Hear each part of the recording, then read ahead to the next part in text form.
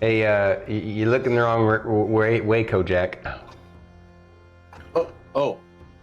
Hello, everybody. Hello there. Hello there. Hello there. She's got a Philip plopped on her head. Oh. Hello again. Hello. Welcome back, everybody. It's so good to be back, and we're so Squid. honored to have you all back again. Thank So you. good to see you, Squid. Squid, it's great. So let me do my intros, and then we'll say hello to everybody. So here we go. We're episode 63 of the Oz and the Mist Dungeons & Dragons campaign. Welcome back. I'm StormyD, your host and dungeon master. I, voice all the NPCs, especially Rylar, and handle the minutiae of the mechanics. And right over here is my incredible significant other. Please introduce yourself. Hello, everybody. I am itsStarkitty. I play Emillynn Ray, Bard of the party, War Bard of the party, half-elf Bard, College of the Battle Singer, and this is Philip. Philip can always be up here. Philip may be over here. He may be over here. He may be behind me too, but this is Philip. And Philip also likes to hang out here too. Snuggle. That's at night. Yeah. Across the way over there, I just realized I forgot to put you guys' links. I'm about to do that. But, they're always in my about section. So please go check out those amazing streamers over there who are about to introduce themselves. Let's roll to see who gets to go first. High or low? Yep, him. Should have had them pick. It's 50-50 whether I get it right, huh? Hello, everybody. I'm Extirpatefate, or you can call me Fate. I am playing Lorkris, the Goliath, who is a Oathbreaker, Paladin of Melora, and a Path of the Grave Cleric of Weejas. He likes Strunkamoth. That's pretty cool. Yes, Strunkamoth. Strunkamoth's pretty dope. I'm excited for Strunkamoth. Well, the other of that dynamic duo over there is...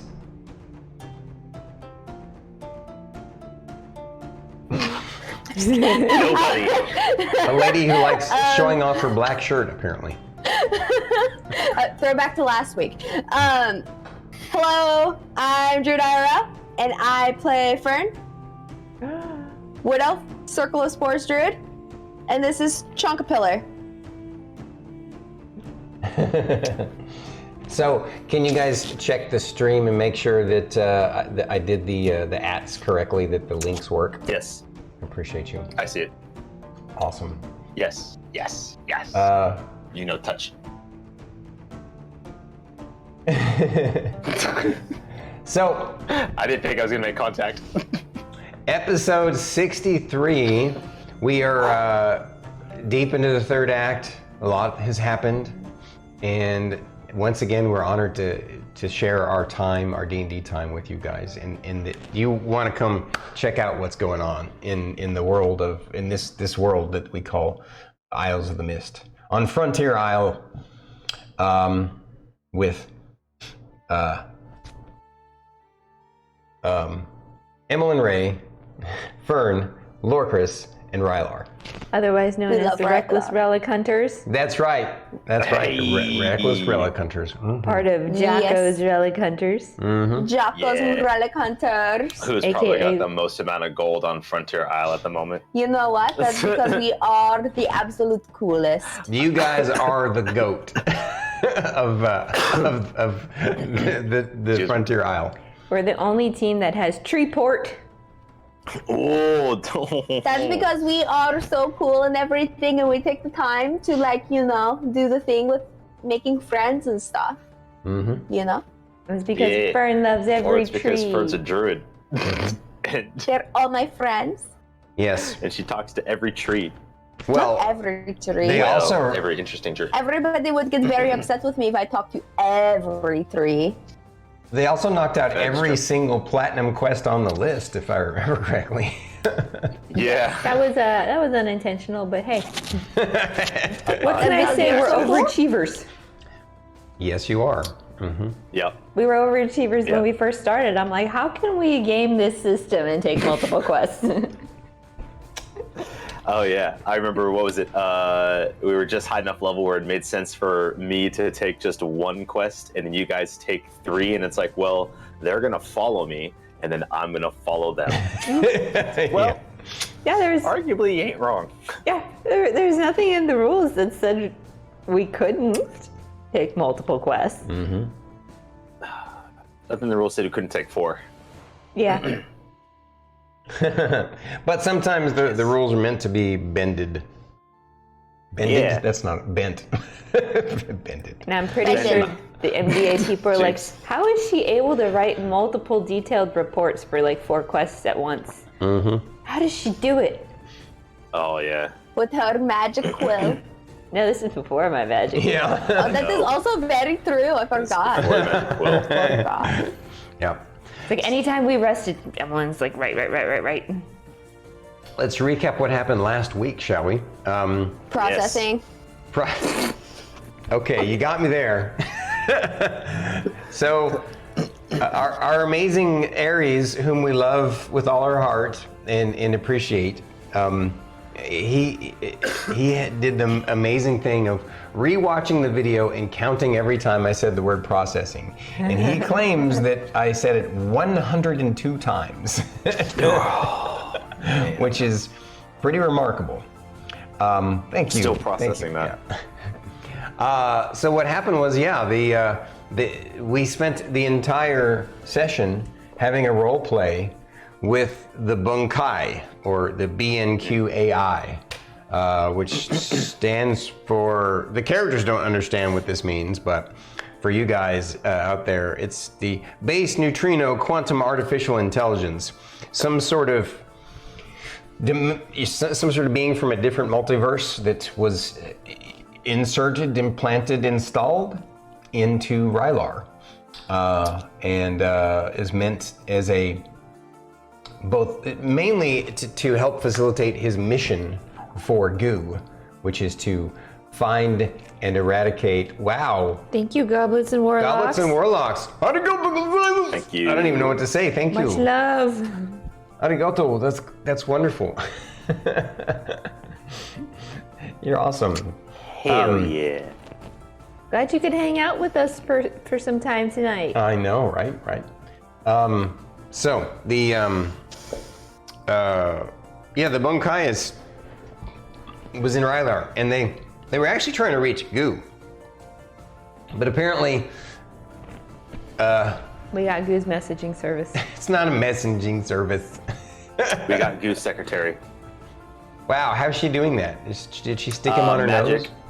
No. It's magic. Magic of the teeth. It's a. Wow, you give away the secret that ruins the. So Hey, I watched that show. I know a lot of those secrets. He knows sleight of hand card tricks. I didn't know that about him. That's pretty cool. You should totally show us on stream sometime. That is one of the things that he did in the beginning of our relationship. As like this is how cool I am. Look at me do card tricks and stuff. And I was like, I make weird stuff with sticks. Well, I didn't know this was another Bandwidth and Banter interview. I thought this was D&D.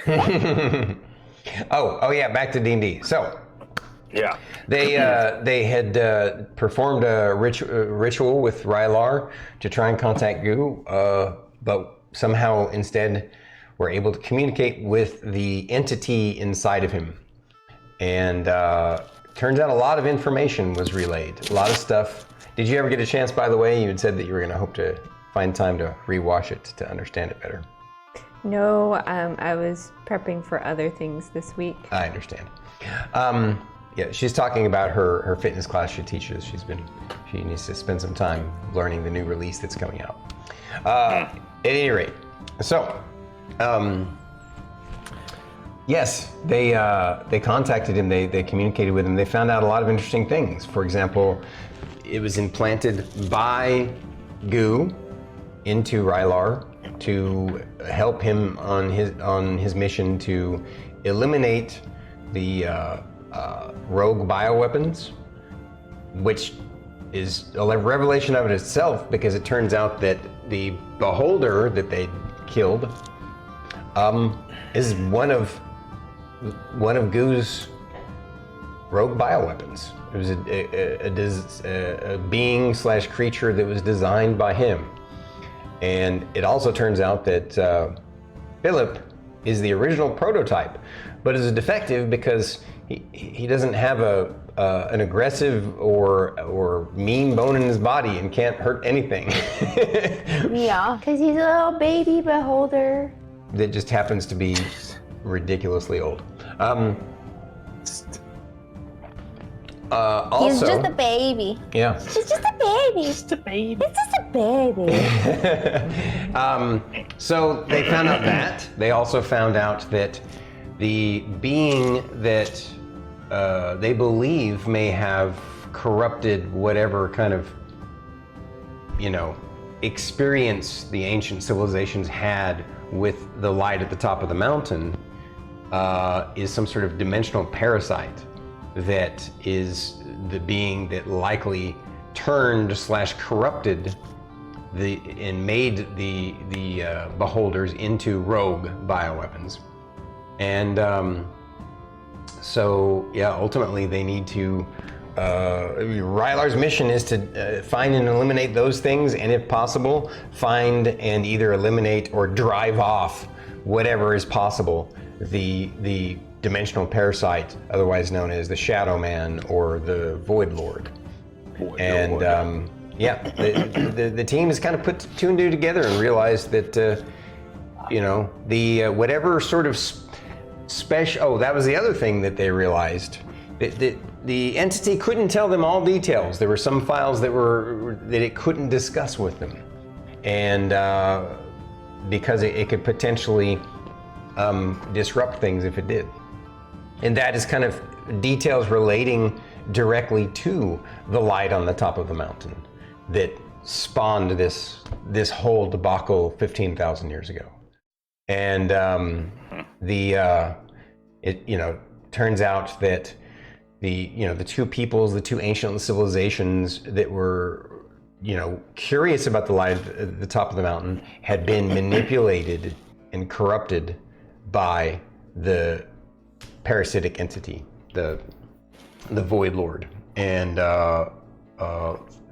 through the beholder and presumably some other creature. I mean, the characters and players can obviously start to potentially conclude that the rival of the beholder they defeated is one of the very likely one of the other rogue bioweapons, and so it's likely to be a beholder as well. And they know how to pop that thing like a big boil. Yeah. So it's gonna be a fiesta. They're pretty confident that they got a horse effigy that we're just beating in the cul-de-sac. Yeah. Yeah, I know what you're talking about. So, am I forgetting any details that were shared during that? Yeah, there was a lot of details, but that's a pretty good overview. Okay.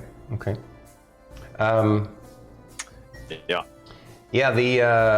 So after they had that conversation with the Bunkai, they know that it's still effectively lying dormant within Rylar, set to activate whenever they encounter one of these threats. These when its protocol is activated. So, but they have a more immediate desire and stress, and that Guwar. is that yes. Yeah, Guwar's more important than the dimensional parasite. So yeah, Facts. apparently Guwar had, during a full moon event, he had lost control somehow and had injured one of his favorite nurses that he was very kind of attached to, and it bothered him so much that he ran away from the research facility, and of course Jericho went after him. And the Archdruid had used scrying to determine where they were at, even though he could kind of probably conclude where they were at, but he confirmed it, or he was able to confirm it at some point in the weeks that you guys have been gone, right? And so that's where we're going to be starting tonight. They've already had their conversation with Rylar, although I suppose it'll be up to the players if they want to have a role-playing session with Rylar and or each other in some way to discuss, you know, the meeting with the Bunkai. And the next morning, they're also going to have a meeting with, first in the morning, they're going to have a meeting with Mr. Jocko. Then they're going to have a meeting with the Archdruid and the MGA leadership. The meeting with Mr. Jocko is just because they're a part of his team and they're all family, and he just wants to, make sure that everyone's on the same page and everything. And then they're all going to go over to the MGA and kind of get some guidance from them and figure out what to do next. So there you go. Did I miss anything?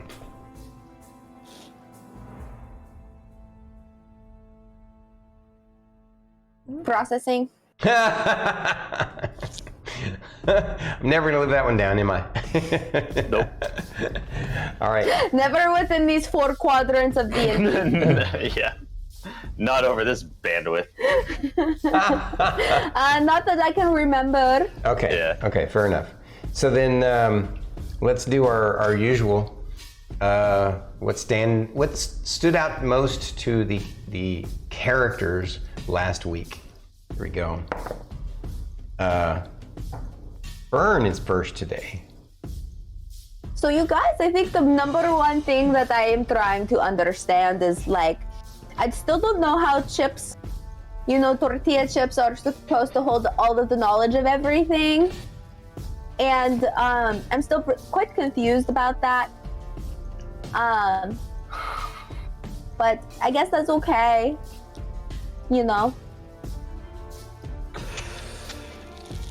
It's kind of cool that Rylar has a friend that's inside of him, but can't talk to him, so that's kind of weird. Because at least I can talk to Chonkapillar. But Rylar doesn't remember any of his conversations with his, thing that lives inside of him. I don't know, it's weird. But now I'm hungry because I want chips. Okay, that was epic. All right.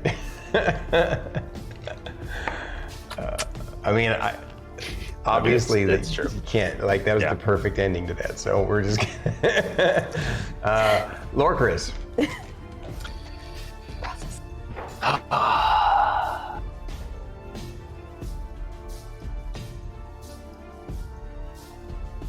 I don't know what processing means, but I think I'm doing it.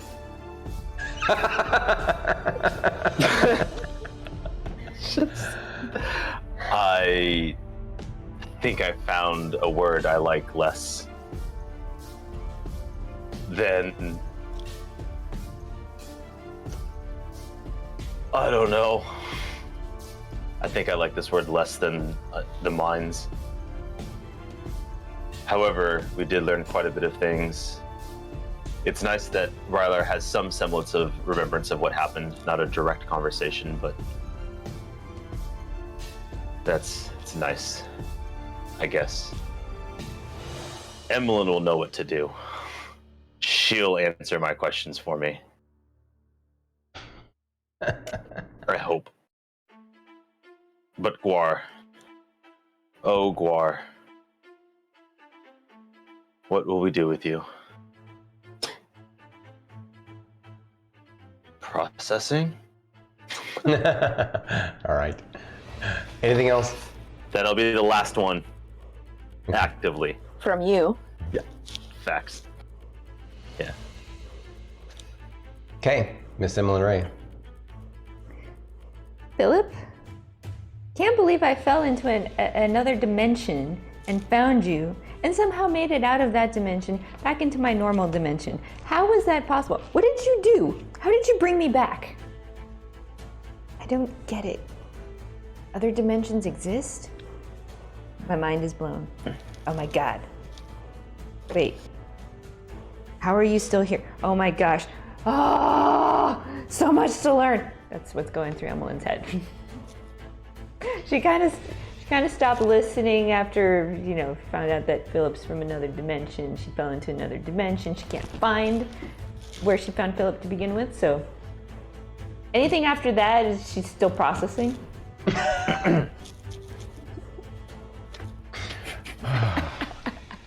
Oh. I think we collectively might beat the record from last episode. No, we're not. Wait, how many was that? Nope. I'm gonna tally I think it. it was probably like 3 or 4. It's not that bad. I'm gonna just say 5. I'm gonna round up to 5. I'll just go from there. It was pretty good. Yeah, I gotta know, give you I props know, on that. Yeah. I do think though, sorry, just to complete aside, sorry to cut in with that. I do think that there needs to be an image on merch of Rylar in that pose with the thinking logo, just processing. I think that would be it's perfect. It's perfect. We need artists to get on that right now. That's not directed at anybody but Banana Tom. Poor Banana Tom. He's got so much to do already. I think he's actually he's probably not even actively watching tonight. I think he and Ares are playing Diablo. But that's okay. But I know he heard. We said the. There he is! Yeah, I heard it. Hey, can someone please clip that? That was perfect. It was pretty good. Banana Tom just appears in chat. Oh shit, that's awesome. Yeah, we're probably ridiculous, but it's great content, right? Oh man. If it makes you guys chuckle, that's all the better. That's all that matters. I can't believe that happened. And sometimes you just gotta pick on the DM. I mean, okay. Oh, Brandon Wolfgang, hello, welcome in. Brandon, what's up, buddy? Hello, big hug to you, man. Hi, Brandon. Welcome in.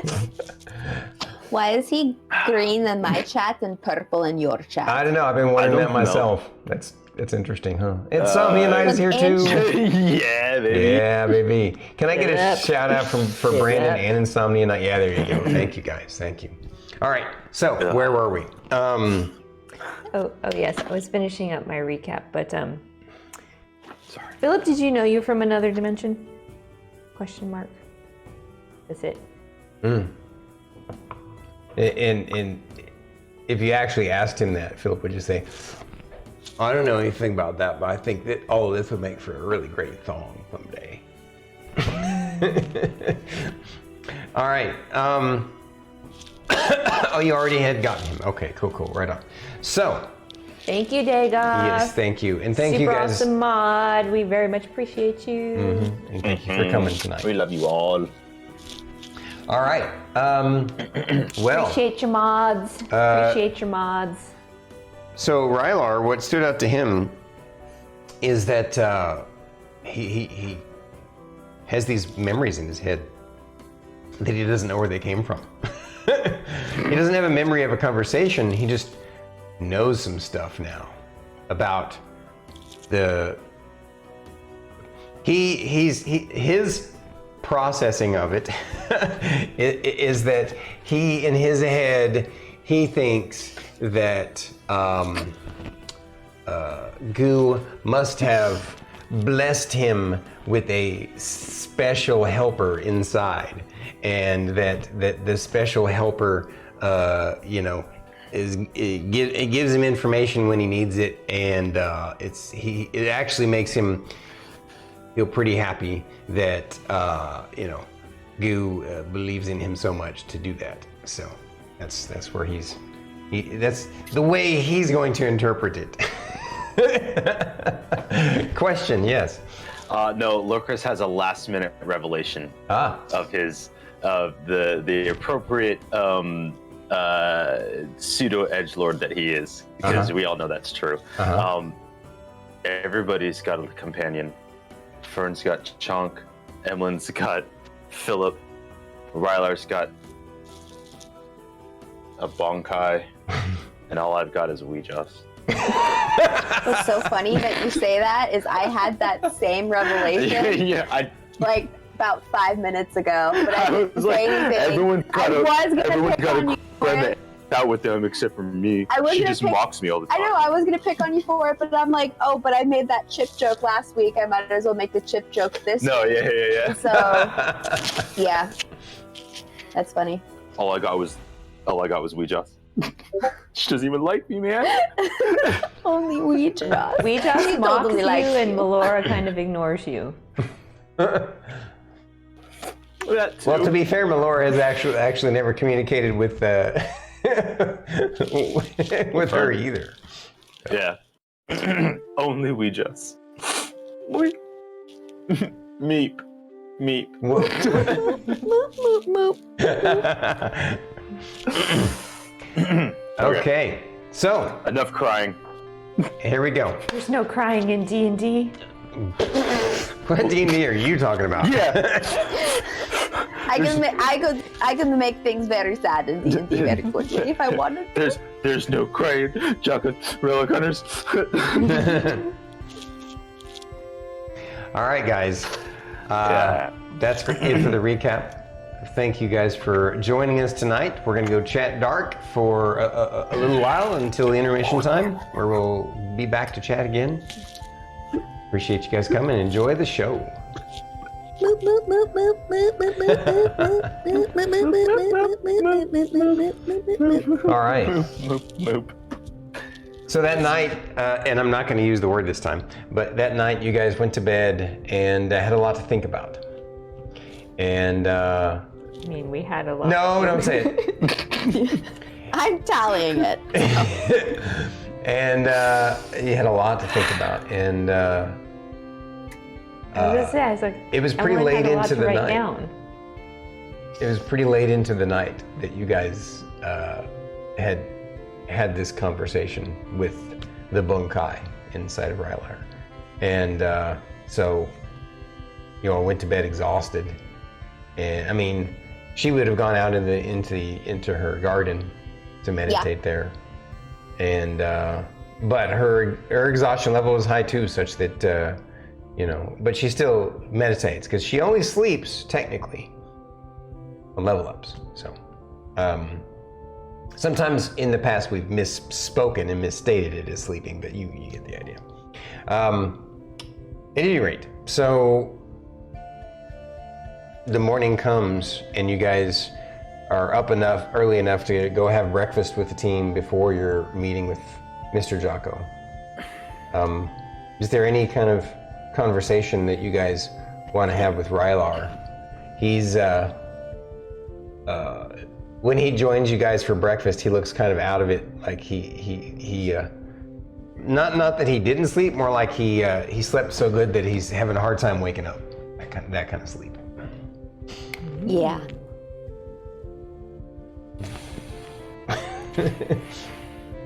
Rylar, Yeah, huh? are you okay? Yeah. That's good. Sleep. Mm-hmm. Good sleep? Mm-hmm. Did you dream last night? Kinda, sorta. I think so. I mean, I have these memories of the conversation that we had with that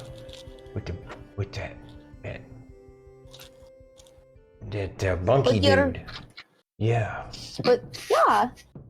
Well, you know, he mean- lives within you. I don't remember having a Literally. conversation. I just remember that I supposedly had one, and that he told us all kinds of stuff. Yeah, we told him to make sure that you could remember it, so when we talk about it, you know what we're talking about, because sometimes, you know, when we tell you stuff after the fact, you know, you're like, did that really happen? So we asked him to make sure that you can at least kind of remember or like have memories or something, so, you know, you're not too confused, because it's very confusing to be able to be like, oh yeah, you know, you kind of like started glowing, your eyes started glowing and all of this stuff, and then you started to do this whole processing thing, you know? I'm really confused right now. But you are less confused than you would have if you didn't have any of those memories. Okay. As you say so. I do. Right, Miss Ray? Exactly. I'm still waking up myself after all the information last night. Well, what's it mean to us? Means there's more going on in our world that we didn't think was possible. Well, technically, it's not our world. Mm-hmm. But it is. And it is. Rylar, my brain hurts. Can only imagine how yours feels. I still really want chips. We'll get you some chips, but I learned last night that I apparently, when I was 8 years old, fell into another dimension, found Philip, and was somehow able to leave that dimension and come back to my normal world. How? I don't remember. Philip might remember, but I don't. Yep. Yeah, that was a lot. Philip says, yeah, well, you know, we just worked together and we found the right door. Duh. Teamwork makes the dream work. I mean, everybody dreams. Sorry, Rylar. Oh, that's okay.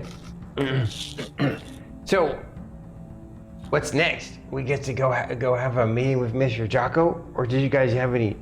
Did you guys want to talk about what we learned from that weird dude? I don't know.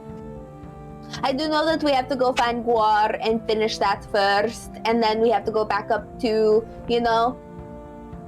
Well, I think the biggest takeaway from our conversation with the Bunkai is whatever we're doing, keep doing it. Yeah, because if we try to stop it or do it or what have you, we just need to stay our course. And honestly, I don't want to think about anything outside of this island. Not that we can't affect it, but you know, it hurts. Rylar says, I think I understand what you mean. It's like, if you try and think about all of how it all comes together, then it just seems too big, you know, and we just got to do one step at a time, right? Do what we can do. Yeah. So we got to go save Guwar and Jericho. And then we have to go back over to, you know, the north. And then we have to go over to where, you know, which we were going to do anyway, pretty much. Yeah. Well, right? We're supposed to have that meeting with the farty old, stinky old man and his friends, right? Yeah. Oh, you're talking about the Archdruid? Yeah. Right. I mean, You need to refine the way you describe people. Well, that's the truth. I don't think he's that kind of druid, though. Like me. I didn't think he was very stinky, though. I am. You are not, Fern. No, really. When I was around him, he farted a lot. I'm sure you guys probably noticed it. Not really. Lorkris is just pinging back and forth. Everyone just, it's like, how did the conversation get where it is? I know this is normal, but about this time, Mr. Jocko comes into the dining hall where you guys are eating, and says, Mr. Jocko, wonderful. They have something to tell you about the Druid. Apparently, he farts a lot. Thought you should know. Well, you know, that is a problem that we've all identified before. He has this habit of eating garlic and onions on everything that he eats, and so.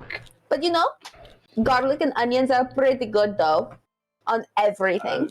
They are pretty yummy. I would eat garlic and onion like cupcakes if the frosting was potatoes. Ew. Wow! Out of character, are you serious? No. Okay, all right. Absolutely I mean, not. I'm gonna tell you right. I've finally gotten over my issue with onions, and I'm okay with them. But I did take a bite out of an onion like it was an apple for $20 once. My mom said I wouldn't do it, and I hated onions, and I was like, yeah. I would do that for free because I love onions. Yeah, this was before I met you. Yeah. Before I had to deal with it. I would get an onion tattooed in my armpit because it's funny. Not right now is not the time for this. that is pretty funny, I must say. That is the Fern showing through the Druid for once. All right. So really the only thing that I wanted to discuss with you all was mainly to address Fern about something. I just want to personally apologize to you because it wasn't my intention to let the Archdruid and the MGA in to study your garden and such. It wasn't like when we had that moment when you came into the garden, it wasn't like I went and ran to them immediately or anything like that. It actually just ended up coming out in a meeting with them, and I inadvertently let it slip what I'd experienced because in the context of our meeting, they were wanting to know if there was anything new news about you all, and so I just want to apologize to you. But the Archdruid made sure that he brought people in that you trusted to be there, so that we could guard it and I had some of my best people. The Archdruid had some of his best people there to make sure that they took care of the place and didn't trample it. So. And, the one thing that I am most upset about is that, they had the tent out there and, that ruins like the moss underneath and all the little bugs and stuff underneath of it and stuff. So my only biggest concern would be that everybody has to go apologize to that area of moss and stuff. Oh, but we put the tent, they purposely put it over one of the walkways and covered it with the tarp. So it shouldn't have impacted your moss. Oh, but it did. I want them to get down on the ground and ask for forgiveness from the moss. I don't know if we'll be able to do that. Yeah, it's very easy. You just go and be like, I'm sorry, moss. And that's, that's it. And then they have to hug a tree. And that's all they got to do. I'm sure the Archdruid will be happy to come by and do that, but... I want to watch. It would make me feel so much better about the whole situation. I'll see what I can do, Fern. I can't make any promises, though.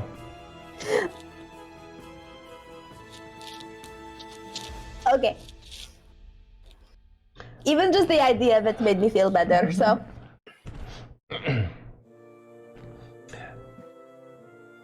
Well, obviously... But I want to say, what? Really quick though, I just want to say, I understand. I am not upset. I know I'm joking about, making everybody, kneel down and apologize to Moss. I'd say that because I find it very funny. But,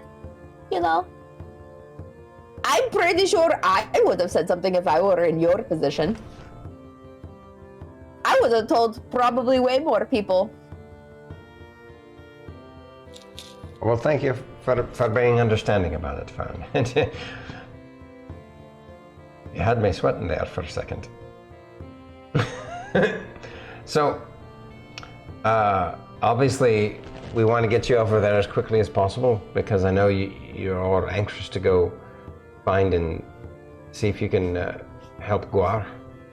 Yeah.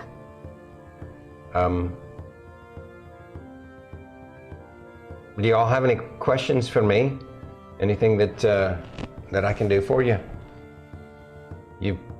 By the way, thank you all for bringing the incredible windfall. You know, the amount of treasure you found is ridiculous. Yeah. We were gone for quite some time. And in an unexplored area, so yeah. Add a character, did we come up with a full number on that? Titles and land. No. What was that? That's Oh no, that titles part. and land is not. Yeah, titles and land is something the MGA is going to reward you different. for the platinum quests. We're just talking about the treasure you brought back, because remember, you guys get a cut of that, and you guys need to remind me. I forget what the percentage was, because he had changed the contract 20. up the percentage. Yeah, it was 20%, and it was 50K from all the findings with the beholder. But that was just the beholder. No, well, that was But that's- 50K that was the last bit. between the rare metal ores, the jewels, the gems, and the platinum pieces we found. Mm-hmm. And then we still had some magic items that I don't think we priced out, but we were going to give some of those magic items to people. You had already done that, I think, during the whole coming home stuff. So. Okay. Yeah. Yes. All that I have really is that there's 40K in the retirement fund. There's like 25,000 gems from the first win from the Guild Lock games, and another 15K total from all the winnings. And there's 10K bonus for the work in the mines, and then 50K from findings with the beholder. And that's all that's been like at home. Right. I think We haven't split any of it up anymore. Wow. We're just throwing it in the pot. Okay, fair enough. Well, We'll split it all eventually. I mean, I feel like we're kind of at a point where it's like, does it make sense we can buy this thing? Yes. There we go. mostly there's still some crazy items yeah.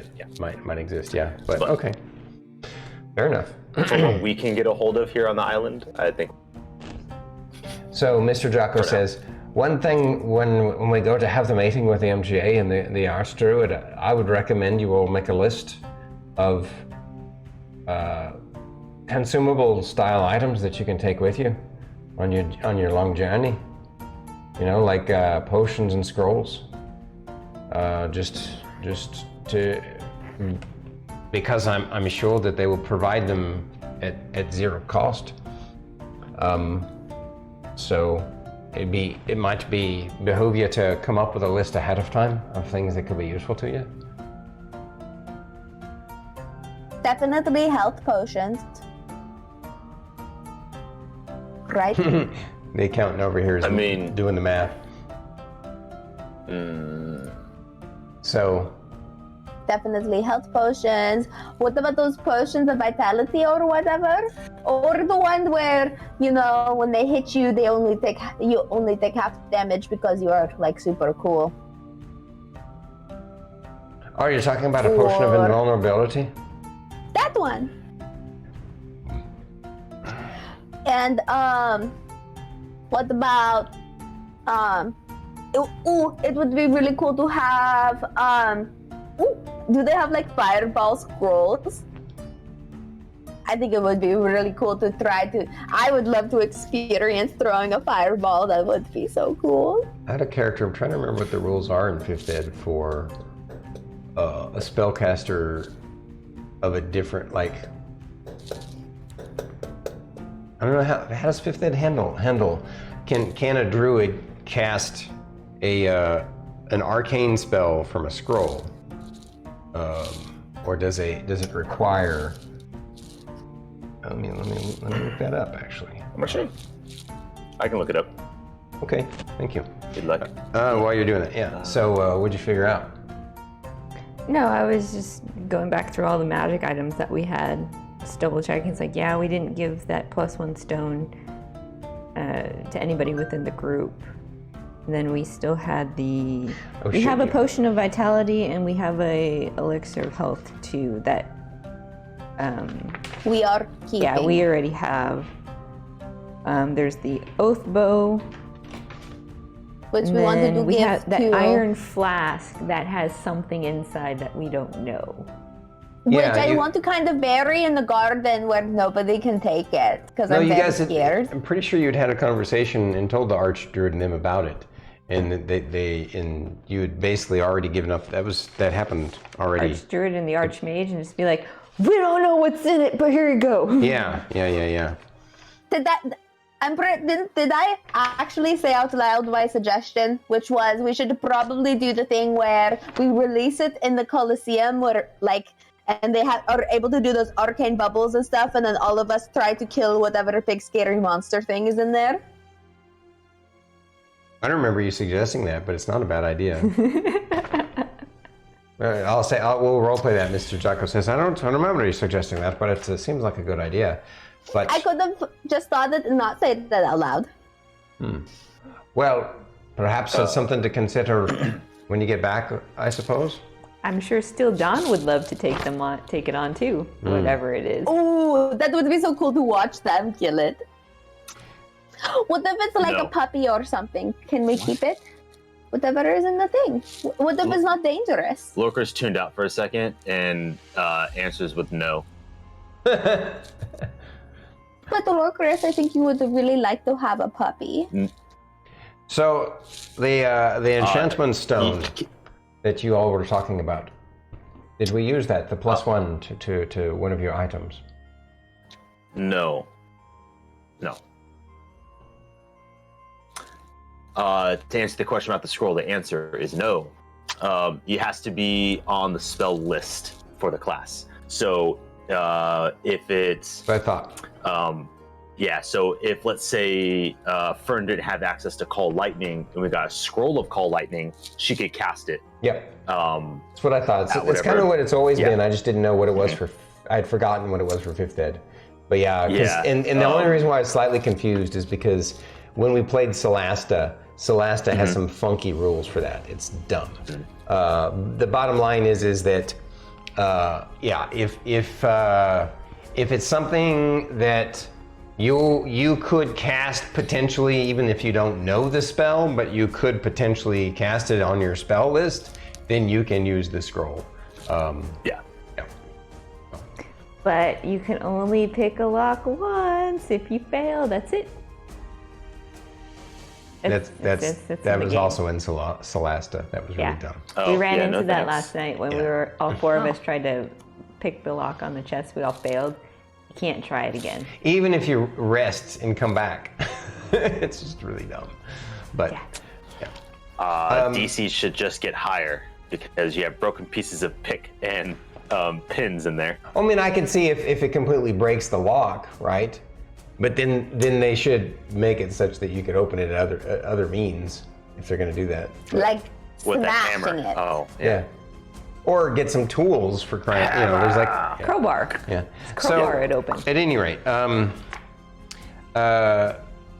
Mr. Jocko recommends that you find something to use that enchanted stone on. That's really impressive because you guys showed him some of the stuff and you had given him a report and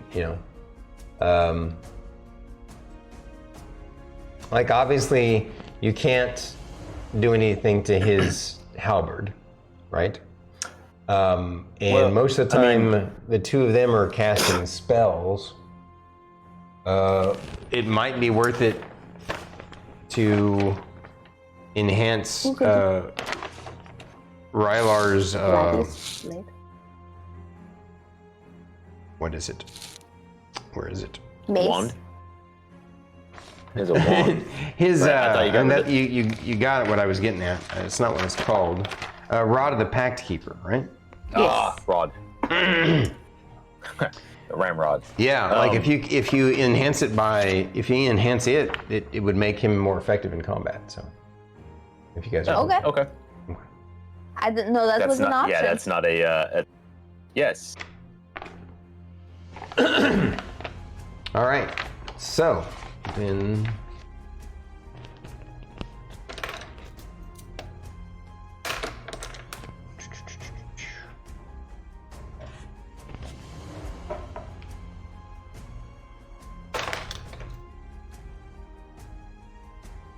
Yeah, I'd give it to Rylar. Yeah. Makes sense. Do that.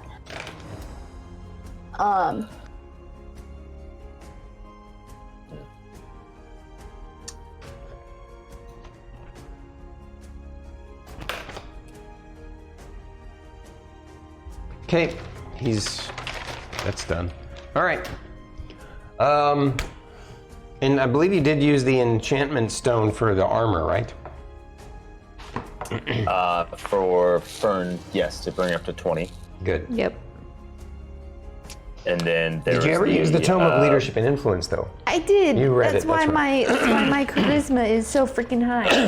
Right. I know I want to have mine boosted to 24 so I can have the super cool, awesome, mega ultra wisdom. That would be cool.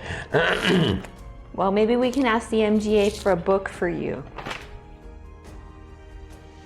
You say that to her, she's like,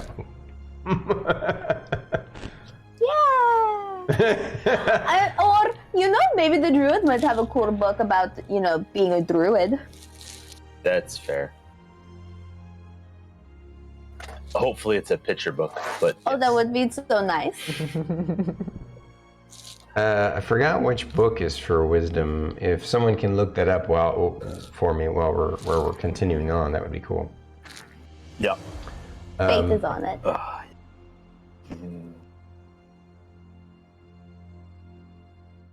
Okay. So, yeah, you guys have a meeting with Mr. Jocko, and he suggests you think of some potions and scrolls that you want to have. The Tome of Understanding? That's probably right, yep. It is. I was just reading to make sure it was a for Tome of wisdom. Understanding. I mean, that in and of itself, I believe, is a 50,000 gold item. So, if you can finagle that out of him, that'll be a big deal. Oh, man. But you did accomplish a bunch of platinum quests. So, Yeah. But the only thing And we have is, so much gold. the only We thing could is, even just pay for it. Fern needs to Wow. spend 48 hours over 6 days studying the contents and practicing its guidelines.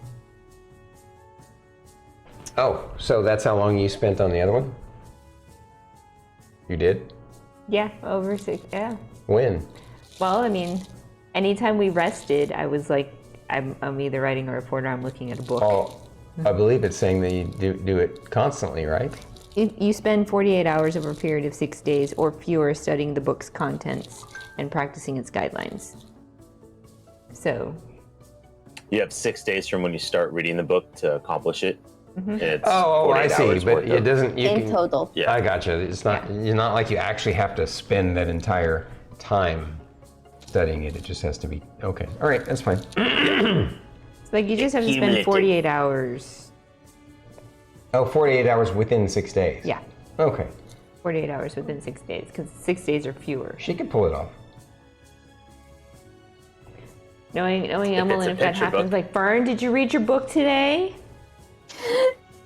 Add a character. Yeah. And it's upside down. What character slots do you have left? Huh? What body slots do you have left? Are you 5 wearing units. 2 rings? Do you have a Enchantment slots. necklace? Slots on your body. Oh, Are you wearing a headband? Well, 5e does it differently wearing than what anklets? you. What? Probably need to get her some So- anklets. Anklets are not. Yeah. Unless they But she replace doesn't wear boots. shoes.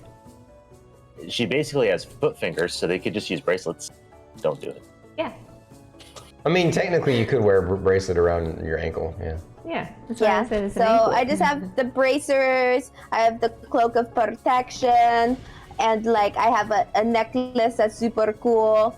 I have those new fancy gloves that have storing in it or whatever. So you're not wearing any The rest rings is just or anything clothes. on your head? But she's not wearing shoes. So you're not wearing. I don't wear shoes.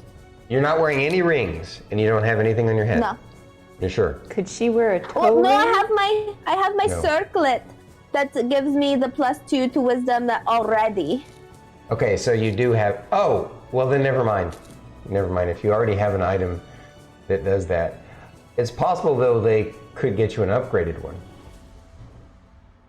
And that would accomplish the same. That way you don't have to thing. read a book. Yeah, but I don't wear rings. Okay, that's fine. All right. Well, They're like uncomfortable. now, Would Fern wear an ankle bracelet? Yeah. so here's the thing. Do you guys want to role-play the entirety of the conversation with the MGA, or would you rather me kind of tell you how it broke down? There is one role-playing session regarding it that I want you guys to have that's a personal, private conversation with the Archdruid that he takes you aside for. But if you want, I can just exposition the I have an idea. yeah. I say exposition, and then during exposition, if we have questions that are pertaining to what you're stating, either for clarification or it sparks an idea for RP, then let's follow that. That's a great idea. Okay. All right, so basically you guys, the time comes, you make your way across town. You find it interesting that there's a whole lot more soldiers and adventurers than you remember for this late in the season. And you guys ask Mr. Jocko about it, and he says, oh yes, what do you say? Right at the time that the Steel Dawn came back after you all had left initially, obviously a state of emergency was called. So the MGA leadership reached out to the mainland and had a couple of ships of more resources, more troops, and more adventurers brought out to help make sure that we shore up the defenses of Misty City. So, oops, my bad. Meant to turn that off. Okay. What happened? Oh, my text message of my phone. Yes, it went. Oh. Message for you, sir. Oh, all I heard was like a wah! Like almost like a chicken bark. It could have been anything. I could have been outside. Could have been in my head. You've seen Monty Python on the Search for the Holy Grail, right? Who hasn't? Yeah. You know that one Some scene people where haven't. that arrow gets shot into the mountain and he goes, message for you, sir? You heard the arrow. Okay. Yeah. Okay. It's the whole thing. It's you hear the arrow, and then he says, "Message for you, son." So, anyway, all right. It's the best text notification ever. It is. And where were we? It's pretty good. Borderline to Navi going, hey, listen. No, for me, it's the That one gets Skyrim annoying, quest. That's why I mute her, because that's what we all wanted to do in the game. What were we saying, Druid? Every time I get a text, it's the Skyrim quest Update. update Oh, when you that's get a new cool. quest. That's cool. All right. Where were we? Oh yeah. So he was describing as you guys make your way across town to the like he goes on to explain that they've had they've basically gone into hardcore recruitment mode where even some of the defunct teams that some of the adventurers that couldn't that after for several seasons haven't been able to secure on a team. They've basically enlisted everybody they can on the island, and they have rotating teams scouting and wandering. Not the ones that you're thinking of. Those people, the ones that turned out to be dangerous, they investigated and got them off the island. So, I mean, Hatchet Man is. Yeah, Hatchet Man Even can't the come back. stinky one? what? Yeah, he got the axe. Even the stinky one? Yeah, even the stinky one. Yeah. I mean, if they were still on the island, if they didn't, give up and leave, then I'm pretty sure that proud prince is dead. Oh, yeah. At the very least, they were put in a guard duty style position, So Oh, they're on Just a not for the- list. They're on a watch list, huh? yeah. So anyway, Oh, so now they you make it to the MGA and you end up it's a full formal official meeting you're actually taken to the secret meeting room again, the red door, right? And all the big wigs are there, and even a few faces you all didn't know, and they're introduced as different kind of MGA elite and stuff, and they all profusely thank you for all that you've accomplished, and they have the reports that there are some arguments during it where some argue that you guys should be scripted to do certain things, and but they're kind of all shot down ultimately because both the Archdruid and the Archmagister are like, no, that's gonna end in disaster, and they list the reasons why, and that honestly, no one else, even Steel Dawn, is not qualified to succeed in the northern part of the island on their own. Of course, there's actually some arguments that they make because you guys are such valuable team members and resources, that they don't want to send, they're afraid they're sending you to your deaths. But again, the Archmagister and the Archdruid say, that if anything is going to be accomplished, it's gonna be through you guys, because there's obviously some sort of connection that is mystical in nature, and there are even a few naysayers there who are like, well, yeah, but we don't know how it's going to end, if this connection could be spell doom for us all, and but then again, there are a few people there, Mr. Jocko included, and some other folks, some of the same folks who keep defending you guys time and time again. They basically make the argument that you all have proven your valor time and time again, that in your heart, your intent is always to help, and and that it's whatever is best for the land and for the people, and that there's no reason to think that it would be any different otherwise.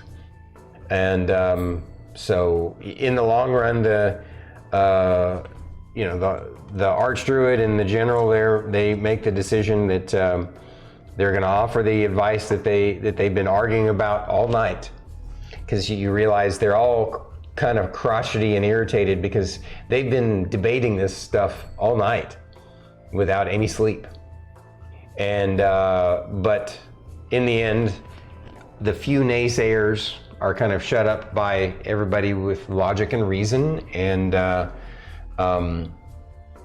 based upon you guys' obvious success, the only thing that they offer you, again, the resources that they can put at your disposal, which are pretty enormous, and they also offer to, and then they basically ask the guidance that they offer as to what to do next is they ask you to use your tree portation technology to make your way back into this mystical protected bubble membrane area, and that they ask that you scout out and infiltrate the castle of the Triumvirate if you can, to find out what they're about. If you can make diplomatic contact, the MGA is totally fine with that. They're like, we don't care that they're undead. Obviously it's very unlikely that any kind of diplomatic measures will work, but they actually ask that you at least try, if possible. And if not, if it looks like you can deal with them the way you dealt with the Gloam Elves, then they trust your success rate and your and your intent. But they don't want you to do a suicide mission either. So if it looks beyond your capabilities, they want you to escape. Also, they ask apparently a new report came back from the northeastern outpost where the Loam Riders had been lost with their wyvern experiment, and apparently their bodies can't be found anywhere. Where they went down, it looked like there actually potentially a series of cracks and crags and caves in the mountains that they might have disappeared into. And of course, an actual expedition is being sent out, and they're going to send somebody on this end to try and make that work. But they ask that, just in case, they don't actually suspect that they succeeded in getting through the barrier, but if they did, please look out for them. And they say that your priority for this scout mission should be to first assess the size and capability of the Triumvirate's military forces before you even consider infiltrating. If it looks like something that could be cataclysmic to Misty City, then they request that you escape, get out of there, and report back. Of course, unless you're confident that you can infiltrate without stirring the hornet's nest, as it were. And so if you can infiltrate and find out more information about the leadership, that's great too. And, of course, out of character, none of these guys know about your conversation with the Bunkai, so they don't know anything about the rogue bioweapons and or the Void Lord. Although you did share the history with them about this dark entity, so they do know that part, right? So they say... Yeah, but they don't know, like, the context of, like, we know what the Void Lord is. Right. But we still don't know what he is, but we know that it's, you know what? Void Lord. Yeah. From the Void. Right. A point that I just want to make is that every time somebody, like, talks shit or whatever, or any of the defectors, Fern goes... I figured that was what you were doing. Yep. And Emillynn Ray is just so wanted proud to of say her. that so everybody, Am I right? she's being very good. Every time Fern does that, You haven't needed to, I get though. the pat of approval. I get the pat of approval. exactly. So, they say to you, that's the number one priority they believe from their deliberations. The secondary priority is to potentially investigate the light on the mountain that's causing the barrier to begin with. But they do say that obviously that has its own risk, obviously, based upon the stories that you've shared, right? So, what's going on over there? You guys playing finger war? Oh no. I don't know. She's. I just wanted to hold his hand and he's not accepting it. Oh. All right. So, of course, they indicate that it goes without saying that you should investigate your ties to all this. If you can actually confirm that Fern is somehow connected to the Gloam Elves, and that Lorkris is somehow connected to these ancient, Goliaths. It would mean a lot just from a historical standpoint to if you can bring back more proof than just the drawings of the tablets of the walls from the Loam Elves, who are mostly tell their history by story kind of people. And they suspect, based upon the the clothing and the architecture of the ruins of the citadel, from what could be seen from far away, right? They suspect, and based upon your own history that you found with the Lomells, if you remember correctly, the Glomells. The Glomells were very agrarian and, you know, all about druidic magic, natural magic, right? But if you remember correctly, they didn't call them Goliaths, they called them the Gargantuans, right? They were super into arcane magic, which makes sense based upon the way they've operated in the few times that you've interacted with them. And so they suspect that there could be a treasure trove of written history there that you should look out for. And so that's the main thing they want you to if you can infiltrate and not be caught, get in there and get out with that stuff. Questions? Go ahead, Fern. Yours might take long. Oh, I was say I think it's very cute that you guys were trying to be like, you know, this is what I think you guys should do, and we were probably gonna do that anyway. She has a point. So I don't know why you guys had to stay up all night to talk about it. Anyways, Lorkris.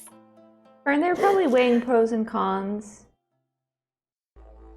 And they say, well, you know, your actions could determine what happens to all the lives on this island, at this colony, at Misty City. I agree.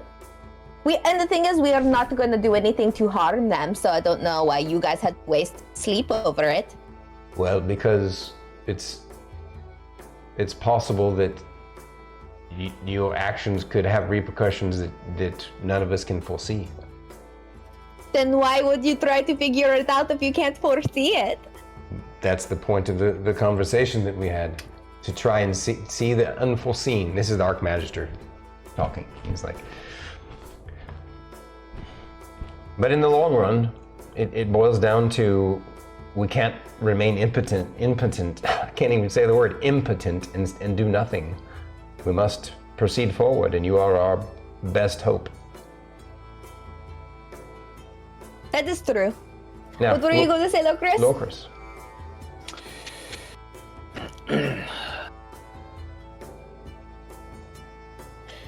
The likelihood for a diplomatic solution is pretty slim, considering my stake in this. So infiltrating this place may prove tricky. That does bring... Go ahead. Yeah, is there any, I don't know, any item or scroll or amulet or something that can help conceal us, or at least me, to assist with this infiltration? I stand out because I look like them. I stand out in general. Ooh, I have a follow-up question to add to that. Is there, because like I'm pretty sure they scry on us. Is there a way that we could is there anything that could protect us from being scried on or something? Well, the Archmagister says, he responds to that and says, well, I believe the capability of scrying is much diminished because we've come to the conclusion that the efforts and ability to scry were tied to the arc nodes, which is what we're calling the teleportation network. So since we've very exhaustively found all of those and eliminated them, we don't believe that now obviously their network is likely to have options on the other side, which we can't foresee. So yeah, you know, you do have to be careful about that, I suppose. But I have something that can. I don't believe that what Lorkris is asking for, as far as something. We could come up with some magical gear. I suppose we could find something within to maybe create a magical disguise for you. But I suspect the advanced level of arcane magic that they have would see right through that. So I think you're just going to have to find a way to be more careful. In regards to being scryed upon, that is something that I can help with. I've been working on something that can obscure scrying that we've already planned to outfit you all with. Good. So there's... Mr. Jocko gave us a detailed report on the item slots on your bodies that you don't have. Out of character, what are they? We know that she's got a slot on her rings and her feet. What's Lorkris' slot? I could probably do a necklace, because I technically have 3 rings. What do you mean you have 3 rings? I have 3 rings. Force shield, lightning resistance, and a ring of jumping. I didn't know that there was a limited number of slots you could use. Oh, you can only wear 2 rings at once, yeah. Yeah, so the thing is that with D&D 5e, you can only have 3 attuned items. You also can only, even with its 3 attuned items, you can still only wear 2 rings at once. Yeah, so, I didn't know that. I didn't know that you were wearing 3 rings. Well, maybe for the ring of resistance, you would have basically put the ring of jumping away. I would think. I thought that's what you had discussed. But that's what you. So the thing is that we had the jumping, then got the ring of force shielding afterwards, and then I didn't realize that we could only have 2, so I didn't. I don't think you've used the ring of jumping since then, so I don't think it's a big deal. But either way, I'm totally you're just gonna have to deactivate that from your character. It's totally fine. Yeah. So you only have an amulet slot, a neck slot. So I'm wearing a helmet. I have 2 rings, and a belt. And the helm. And the cloak of protection and boots. So I have like a glove slot and like an amulet slot, I would argue, if anything. Yeah, no, you do have an amulet slot, which is a neck slot. You do have a glove slot, which is hands, or bracers. And or. So, are you wearing any kind of bracers? Yeah. Nope. I'm just wearing a breastplate. I think for you, they would go with the traditional. So for Fern, they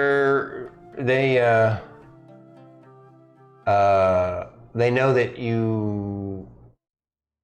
Yeah, they would have outfitted you with a bracelet that you can either wear on your wrist. Well, no, you're wearing bracers, so you can wear it on your feet, on your ankle. For you, they would have gotten you the traditional amulet. For you, what slot do you have available? That's what I'm trying to figure out. And what they're giving you is amulets of proof against detection and location, which basically, and they give one to Rylar too. It basically. I have an amulet slot open. Okay. So then 2 amulets. Let me see what Rylar's. The other thing, Lorkris says one other thing whenever we have next moment. Yeah, go ahead. I'm just looking. Yeah. It's not a big deal. The bottom line is they're going to outfit you based upon whatever your characters can wear that won't, hinder you. But it should make it so that there's just basically, it makes you invisible on scrying. So, yeah. Okay. You were saying, Lorkris?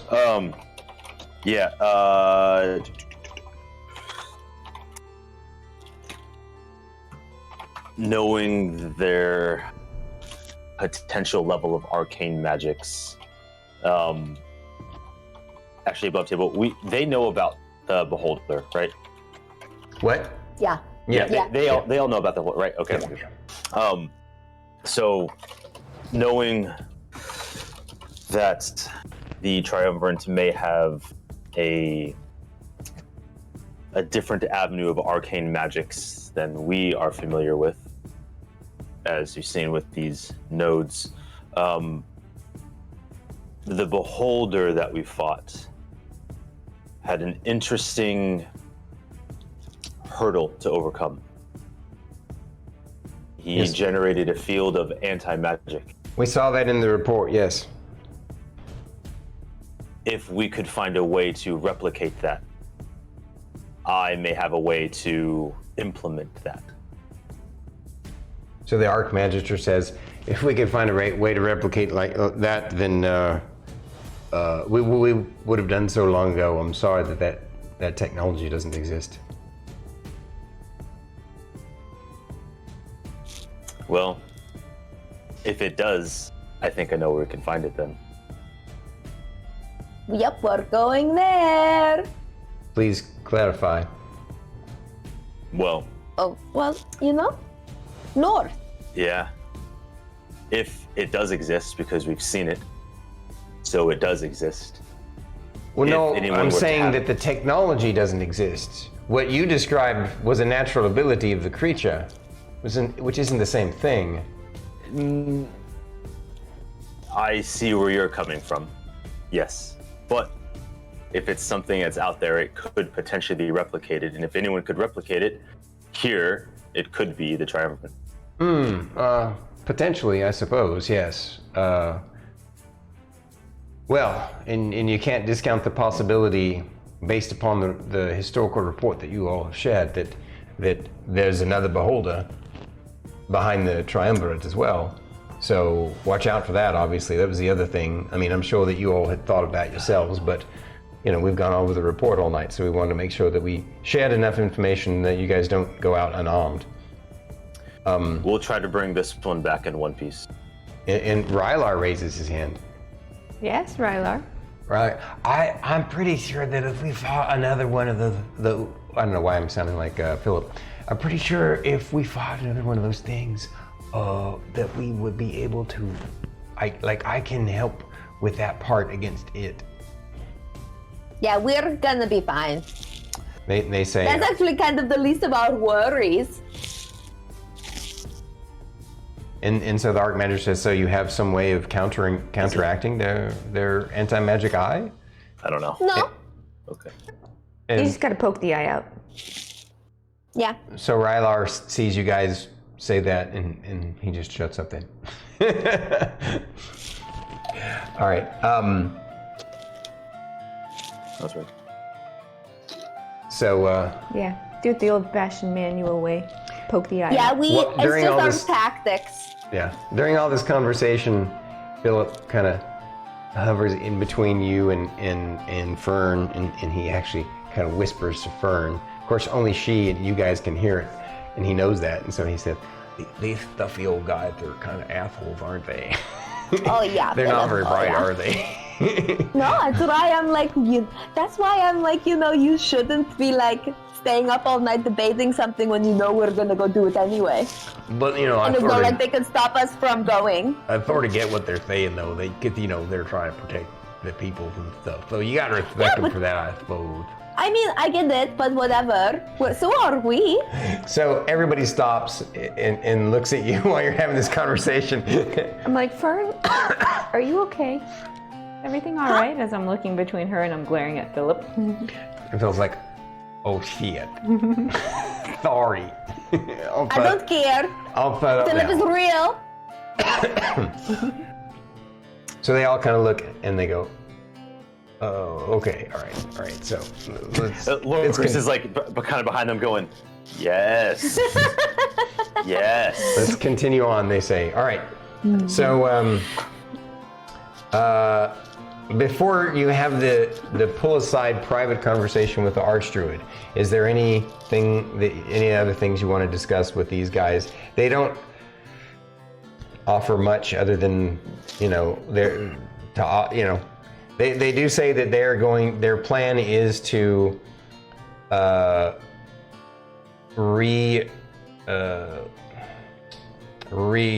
what's the word? Real. Sorry. Processing. Not helping.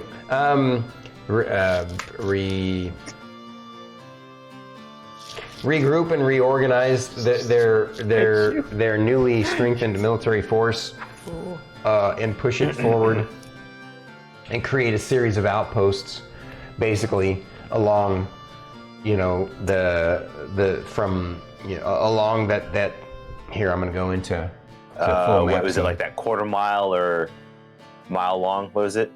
From like the gate where we'd see Officer Dan, is that what you're talking about? No. They're pushing it way forward. We're talking about they're going to create a bunch of outposts from the Goldothian mines all the way over to the Ironcrest Hills, and that they're basically going to be ready at any moment to.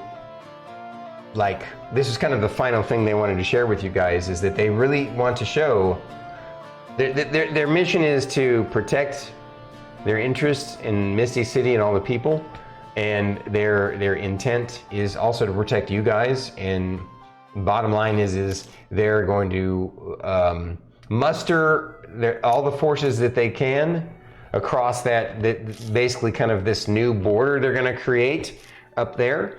And if you guys come out and you need them, they're at a moment's notice, they will march in if that's what you need them to do. They're not saying that they intend to do that. They're not trying to, invade. But if it becomes necessary, then that's what they'll do.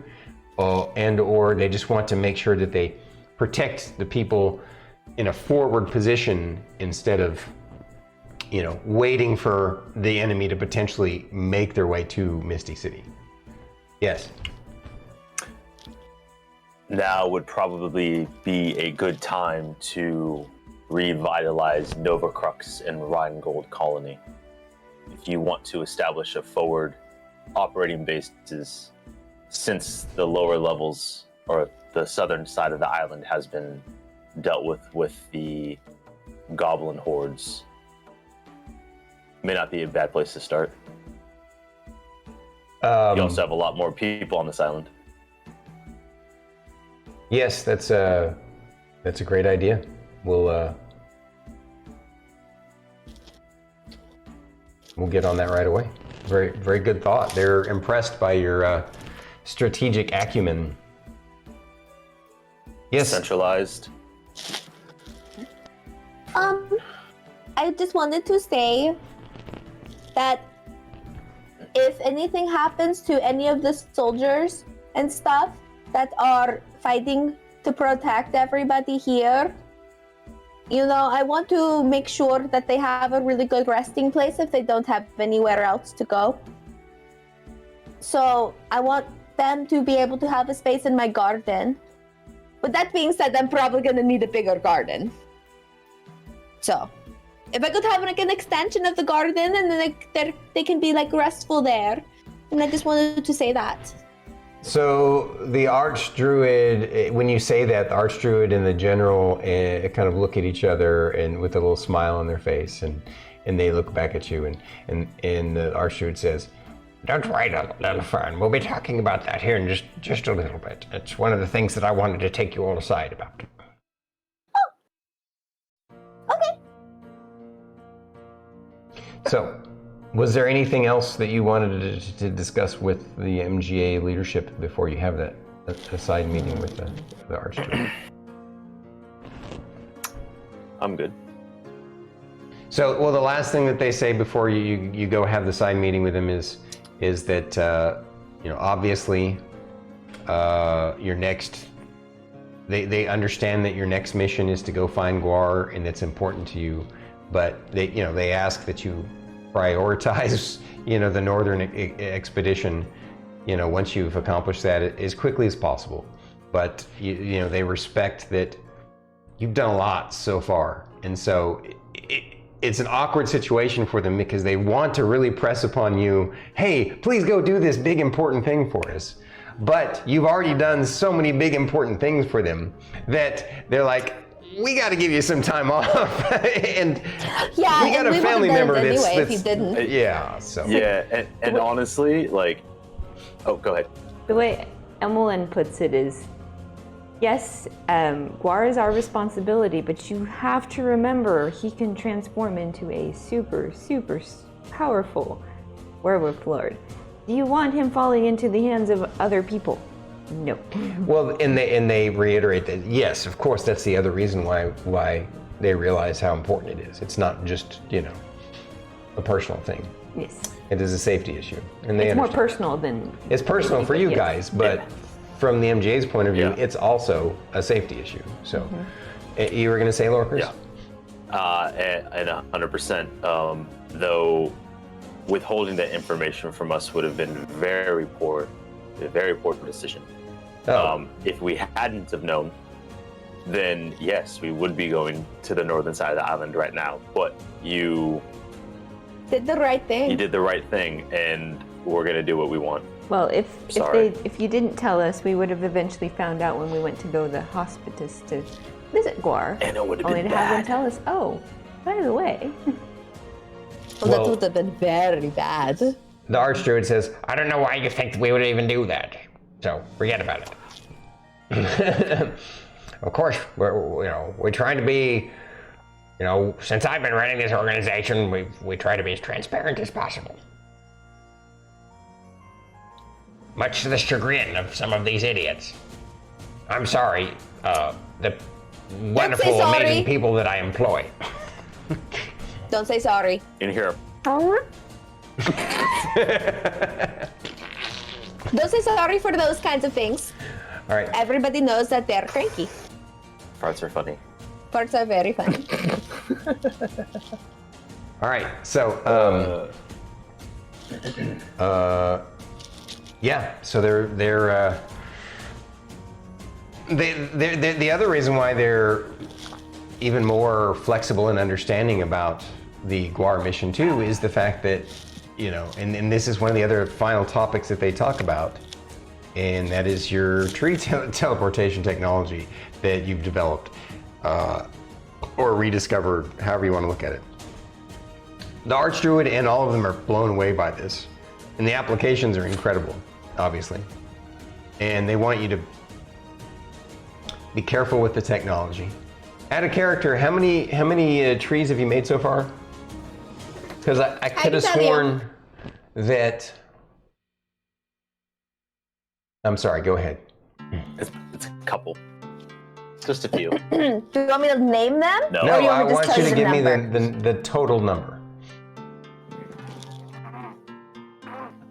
11. Okay. Does that include the ones that you created in the groves?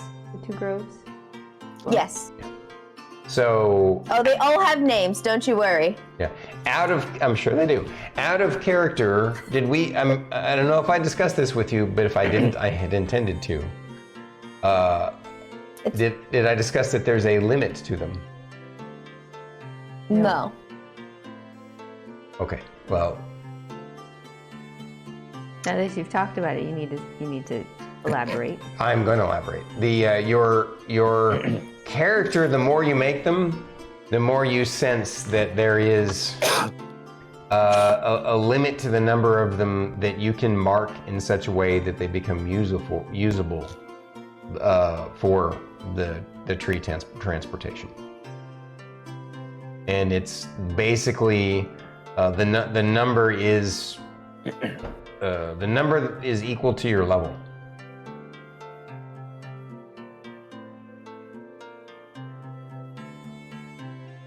I know that's not in the book, but for narrative purposes and also because I think the magic is kind of broken. It gets broken pretty quick. Yeah. Yeah. I honestly I like the limitation of it. I think it's great. And Would Fern be I able- think 1 per level is even still pretty freaking strong. So, consider. Though I realize this is more of an above table question, Mhm. understanding how to function that mechanic. Once it's made, it can't be unmade, right? No, I didn't Or say can that. She decides. Okay. Yeah. Like prepared spells in the morning. Right. Yeah. So she has been accidentally, artistically preparing the trees for this technology, and the thing is that until she's actually activated it and used it to that tree, it's Dormant? dormant and can be be basically put on something else. So you need to make a check mark next to the ones that you've used to know which ones are permanent, and then that way, if you decide, well, I want to make some more, I should probably, you see what I'm saying? So, okay, I just want to make sure that I understand as the player. Okay. I can make as many faces as I want. Of course. But I can only actually teleport and use as many that are equal to my level. Correct. And does that include the ones that, like the hollowed face that was like upsetty spaghetti that we teleported to initially? Does that one count? You didn't make that one, so that's a good question.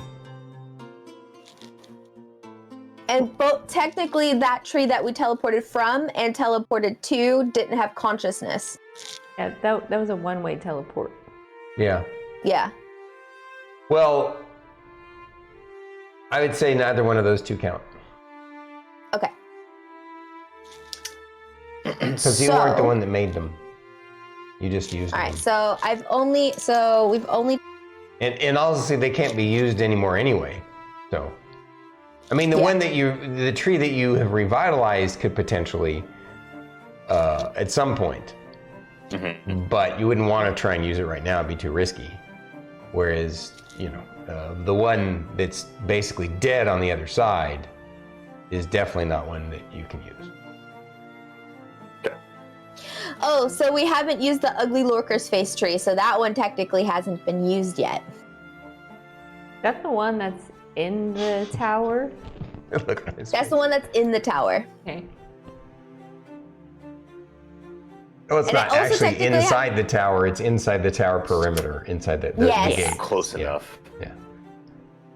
So, the only ones that we have used is the one that's outside the east of the Deep Woods, the Upper Falls, which is the Happy Daxon face. Right. The 1 mile away from the tower, which is just a simple face. And then Fern's Garden. Right.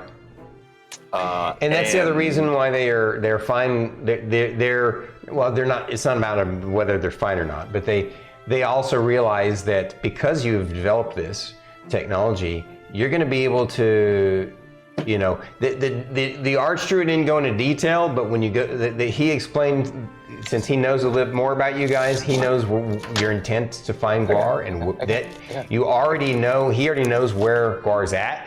And so you guys are going to know, and you're going to be able to use your tree teleportation technology to that spot. And so it'll be really quick. And so they hope that, that your personal quest to, help support Guwar will be something that doesn't take too long, hopefully. And so, and because of the transportation, you're not going to have to travel there. It's going to be like that. And so they're happy about that. They do ask this is at the end. They say, all of this is kind of, we have one sort of condition that we'd like to negotiate for, and that is that a few of us get to witness you transporting through the tree in your garden, and that the Archdruid is given permission to study the tree non-invasively, so that he can try and understand the technology that you have developed. I have a few conditions. We can talk about it. Well, that's what this meeting is for. Unless you want to talk about the Archdruid directly. This is gonna... It would be with the Archdruid directly. Okay. Anybody he that says, wants, all right, that's fair. Okay, who's the people that want to witness? The people that want to witness the transportation are the Archdruid, the Archmagister,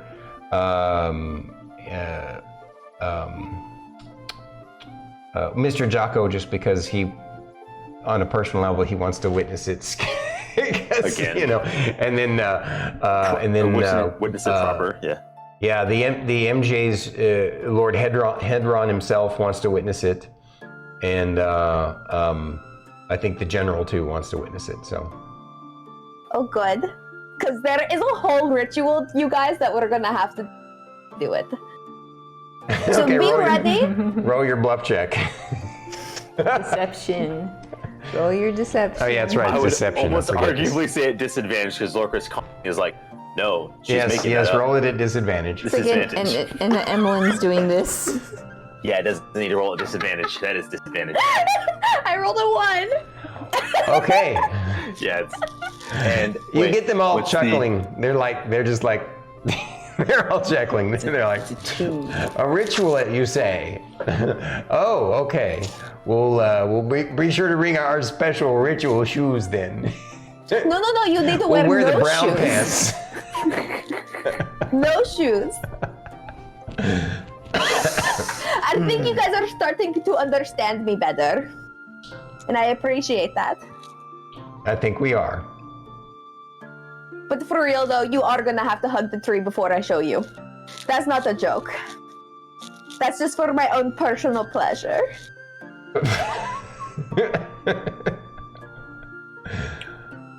Yes. This is above table, out of game. If we're going to be going into the conversation with the Archdruid, I don't know if we should either early break now or Yes. break after that. I was actually going to okay with suggest. either one. Well, it's not really an early break. We usually break around 8 or 8:30. So Oh, well, this is actually a perfect time. I was actually about to suggest that. So Okay, either that or we could do it right after the Archdruid because it won't take long with the Archdruid. you know, there's a part of me that kind of wants to just like finish out that stuff, and then when we come back, we're Guwar it up. Okay. But there's also the part where I don't know. it's a druid talking to a druid, so that may take a little longer than normal. Well. I will try to be good because I do want to grab snacks desperately. Okay. So I will be on my best behavior. Okay. All right. So Okay. they all agree to your stipulation of hugging the tree, and then you guys end up having a private meeting with the Archdruid.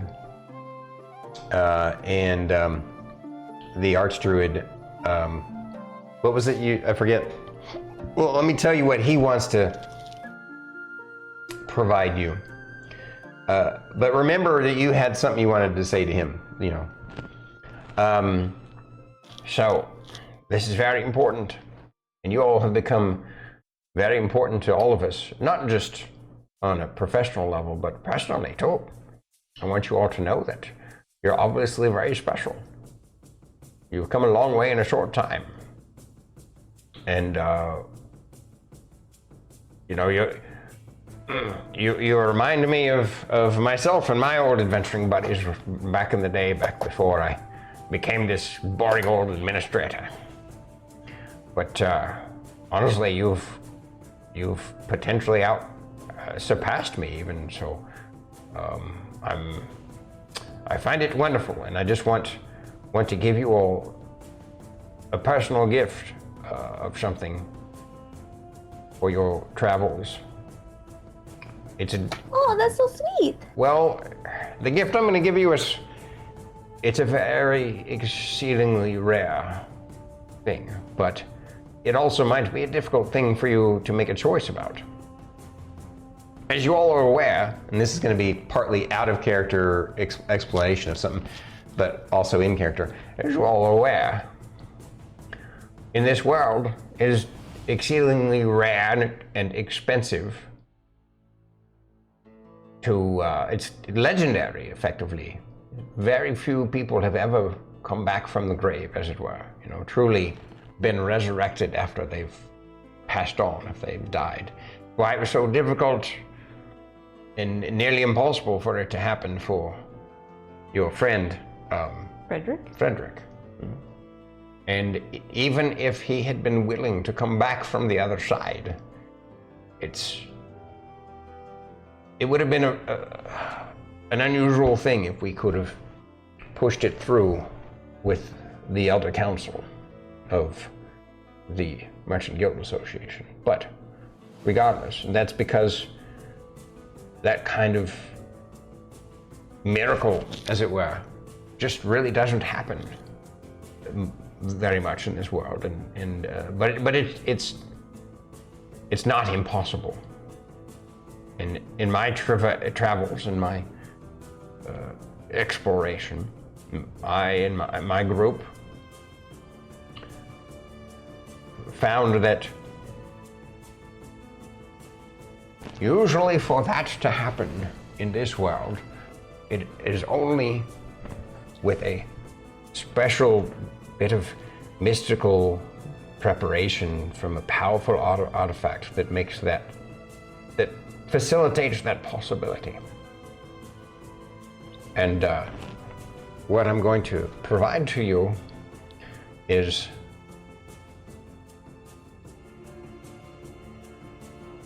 something that we found in our travels, one of these artifacts. It has one use left. It's not something that you get to use after someone has passed on, though. That's what makes it awkward and complicated. It's an item that you use on someone. You make a choice ahead of time, and you put it on that person, and it effectively gives them some sort of mystical attunement to the universe in such a way that they, as it were, have a second chance were they to go down, or were they to die in combat. So, it's effectively this magical rod. And again, he's having this private meeting with you guys, so no one else has seen this. He brings it out of his own personal bag of holding, a satchel of holding, and out of this beautiful velvet sack. And he says, I want you all to have it. There's only one charge on it, so you can only use it on one of you. But effectively, whoever you choose to put it on, you need to do so before you ever go into combat. And once you put it on that person, it is irrevocable and it's used up. So it's effectively like a rod of resurrection. Just will straight up res somebody completely from the dead. Or in like JRPG fashion, it's one of those resurrection feathers or whatever, like they do in some of those old JRPGs. Phoenix down, whatever. So it's like that. Yeah. And yeah, sure enough, this rod has the some filigree on it that looks like bird feathers. Fiery bird feathers. So we call it the Phoenix Rod, and it is yours. Do with it as you will. And he, of course, hands it to the team leader. You're welcome. I hope you don't need it. If you can come back from this and return it to me, to be honest, I would be grateful, because you never know when there might be someone else I need to bequeath it to. But if you need it, it's yours. Well, wait, that makes no sense. Scratch that. You're here to use it. I understand what you're saying. We never used it because we retired before we used the last charge on it. Well, we really appreciate it. Hopefully we don't need it. Lorkris. You should definitely use it before this mission, though, because you never know what might happen. Yes. Of course, I'm totally down to show you how to do the whole, teleportation to the trees and stuff. You will teach me? Yeah. I'm honored.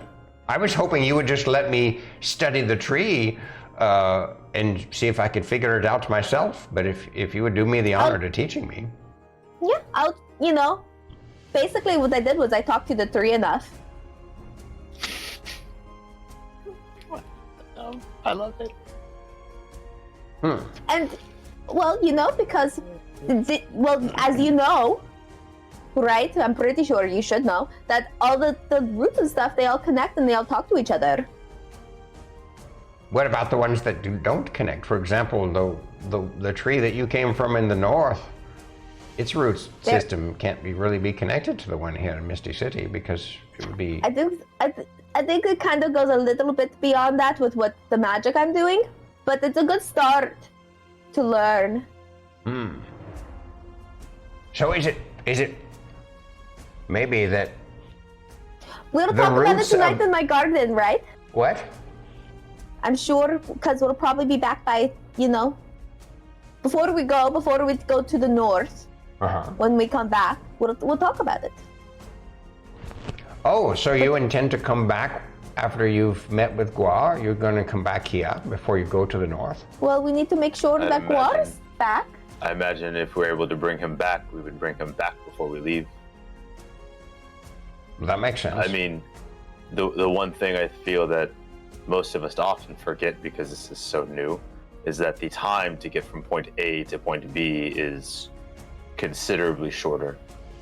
So if we're able to find Guwar, bring him back by the end of the day, come tomorrow, we can leave to the north.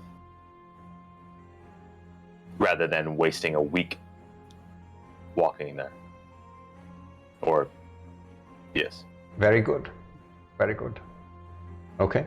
Was there any other role playing you guys wanted to do with him before we break for break?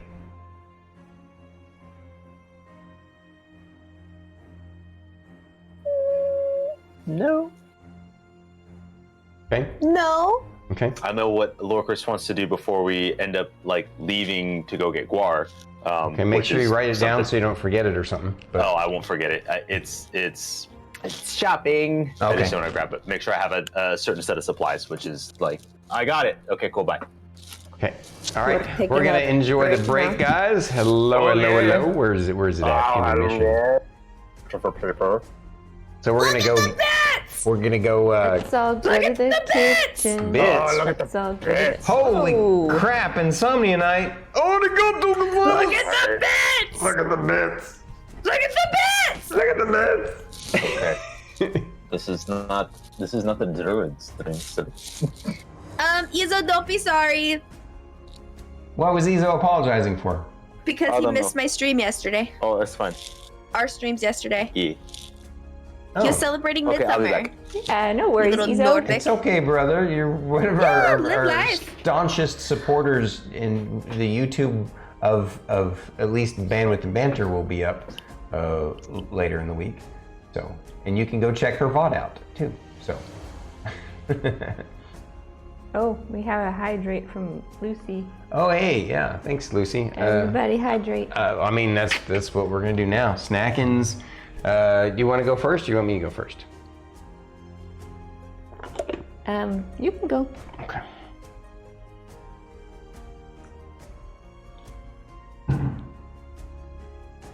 Goodness. Well.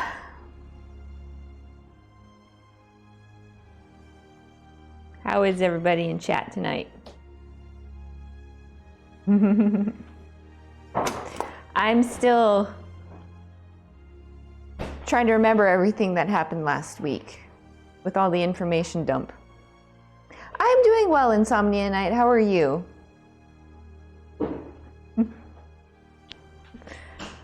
Oh my goodness.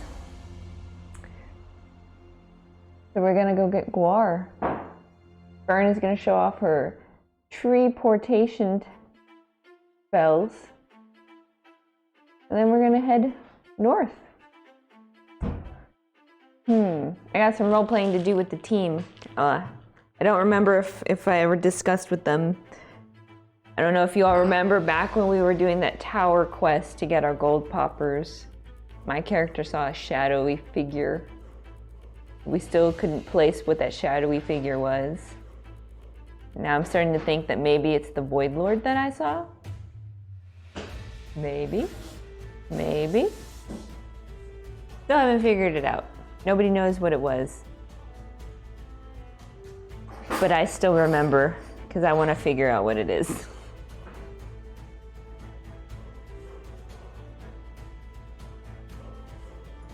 A hike to the... Oh!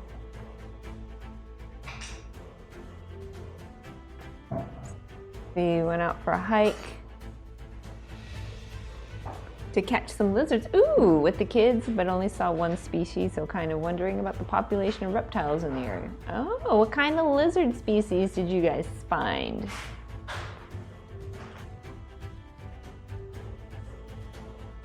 And were you guys hiking like in the mountains on a small trail, desert area?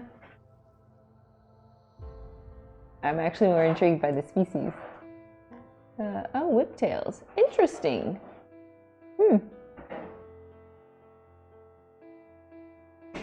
Did the kids catch any lizards today? And if so, how many?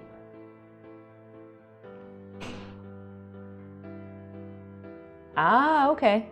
A desert area. Nice. Sure it gets hot over there too. Yeah, I grew up in New Mexico. Very big desert. If you're familiar with the White Sands National Monument, my family lives in the city that's closest to it. And yeah, there were times when we'd go out to White Sands and we'd see all sorts of lizards out there. Yeah, they can be. But I do have to say, the many times I've been out to White Sands National Monument, just seeing the animal paw prints on those sandy white dunes, they would have made like amazing pictures if I'd remembered to take pictures back then. But yeah, it was just really cool to see animals and how they leave their marks, their trails on the sand.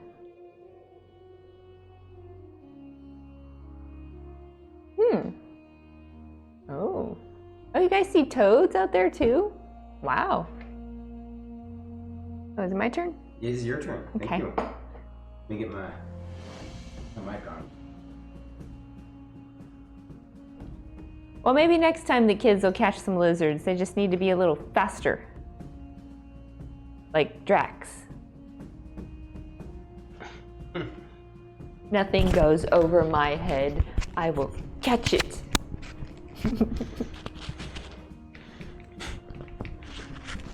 Okay, sweetheart. What? Thank you for entertaining the troops while I was getting snackings and emptying the bladder. I like adding in some movie references when I can. Hi, T-Cat. Hi, T-Cat. Can I get a shout out for T-Cat? Is there everybody in chat who can shout out, or is it up to me? If it's to be, it's up to me.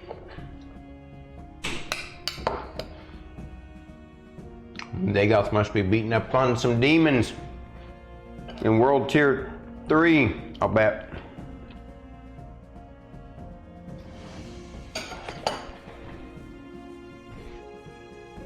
They already did it earlier? Okay, all right.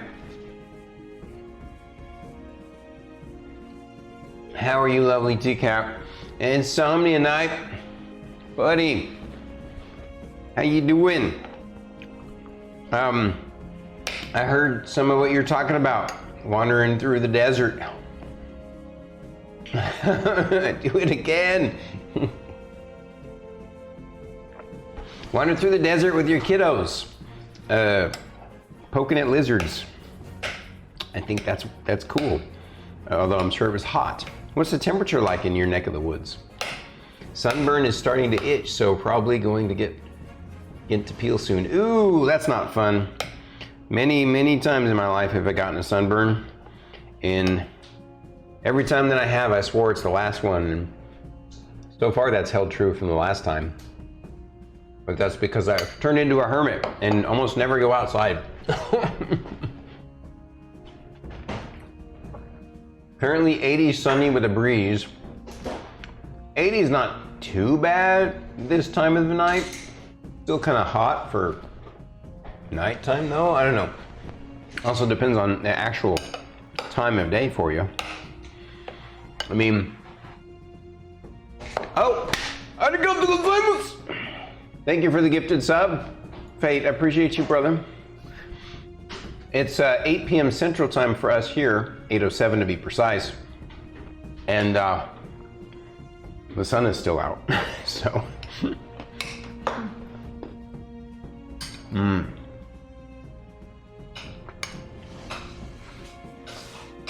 I'm having my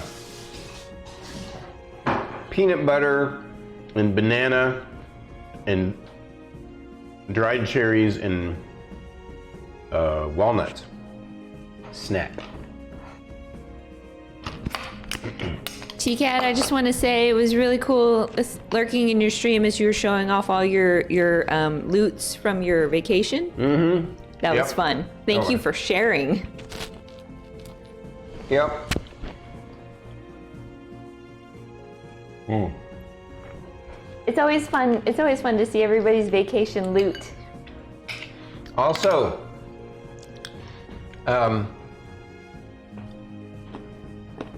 didn't I notice today that you're doing some kind of charity event thing, right? Yeah, she's raising money for the Trevor Project.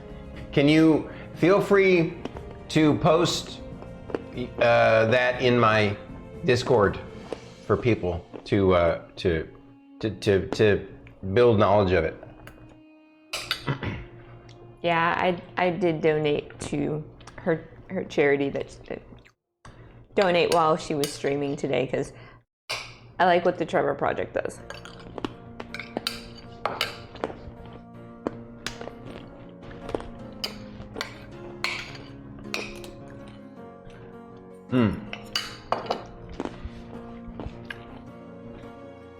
Wow, isn't this thrilling? We get to watch two streamers eat. I mean, cruises can be fun. I mean, but sometimes sunburns do happen. Last time Stormy took me on a cruise, our offshore or our off cruise ship excursion, we both ended up getting really bad sunburns. That was the best part of the trip, despite that, though. Not the sunburn, but we went to Cozumel. This was a long time ago. A long time ago. It was the only time we've ever been on a cruise. We went because it was for a friend of mine's wedding. And it was Cozumel. And we went jet skiing on a beach in Cozumel. And that was one of the most fun times I've ever had. Yep. The sunburn wasn't so fun, and her getting seasick wasn't so fun. Nope. But it was really interesting because the excursion we went on also came with like tickets to the bar. And I remember going up to the bar and asking them behind the counters, like, can you make me a virgin pina colada? And they made me one, but they had alcohol in it, but I didn't want alcohol, so I asked them again, can you make me a virgin pina colada? And the guy looked at me, he goes, no alcohol? I'm like, yeah, no alcohol. No alcohol? No alcohol. No alcohol? No alcohol. It took him like a little bit to realize, no alcohol. Okay. Okay, no worries, TCAP. What we'll do is we'll find it in your Discord or your channel. And you guys gotta help me remember, please. Druid and Fate and Starkitty, help me remember to get her charity links. And she's raising money all summer for the Trevor Project. Okay. She mentioned that on her stream today. That's correct, right, TCAT? If I remember hearing you correctly. Help promote that for her. It's just a little too much. Insomnia Night, wow. Oh, there it is. So much. It actually makes sense that you would potentially fry more in Michigan, since if I remember correctly, Michigan is a higher elevation than where you currently live. Also, the atmosphere, like the sky, is probably actually it wouldn't be. Yeah, the sky wouldn't be any clearer. So maybe some sort of amplification from. I don't know. That's weird. Wait, Brett, are we supposed to fill in that blank letter? No, that's an inside joke between he and I. I haven't been able to add it yet, Brett, but I will. He made an audio for me. Hi, Never Tilted. Welcome in. Never Tilted. Yes, we're on break time. It's snack time. Yeah, but we're almost done with the break. Did you guys enjoy your break? Yeah. Yeah. I made a snack. What kind of snack? Ghetto microwave egg drop soup. Interesting. I just basically took chicken broth and added a bunch of stuff to it, and then added 2 eggs and then microwaved it slowly and like whisked it. So Egg drop soup is so good. Mm. yeah. Well, I made a ghetto dairy-free banana split. I just mixed peanut butter and bananas and nuts. Cover your ears, Banana Tom. He's playing Diablo. He's completely distracted right now. Well, I mean, we said the word. I guess it only spell works like once per long rest. No, it's not! Banana Tom's always in chat. Stormy, you should know that. Did he say no? I'm not. No, He's like, no, he's not. Tom is here. He's not actually not playing right now. Oh, I don't know, but I said the words Banana Tom and he appeared in chat. So that's 2 for 2. Banana Tom, are you playing Diablo right now? Alright.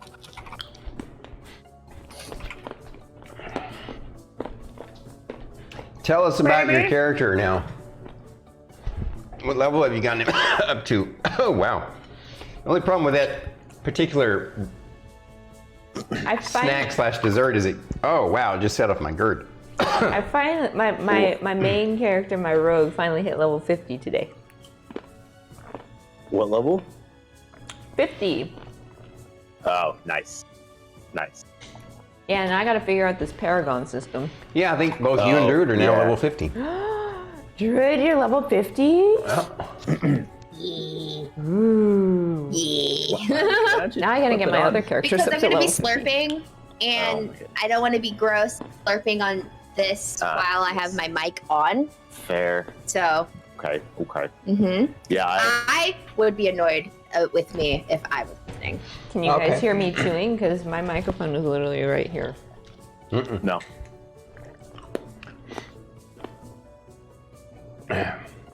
Here, just at 1%. Sorry. What do you mean you're just at 1%? 1% No audio, or you're 1%? Volume. Because Aries is playing games.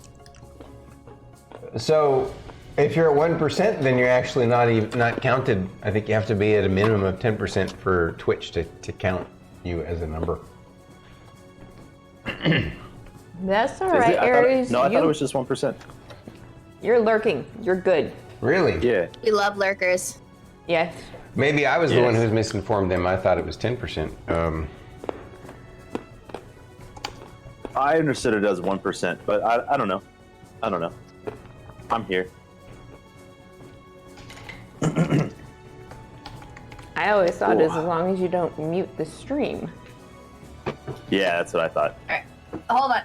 I'll be right back really quick. Where are you going? It's not salty. Okay.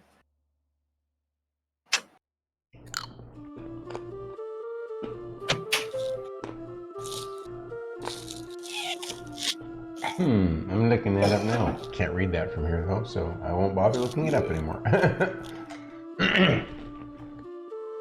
Yes, I'm on Diablo and I'm listening to you guys with my headphones. Oh. Yep. I figured that was the case.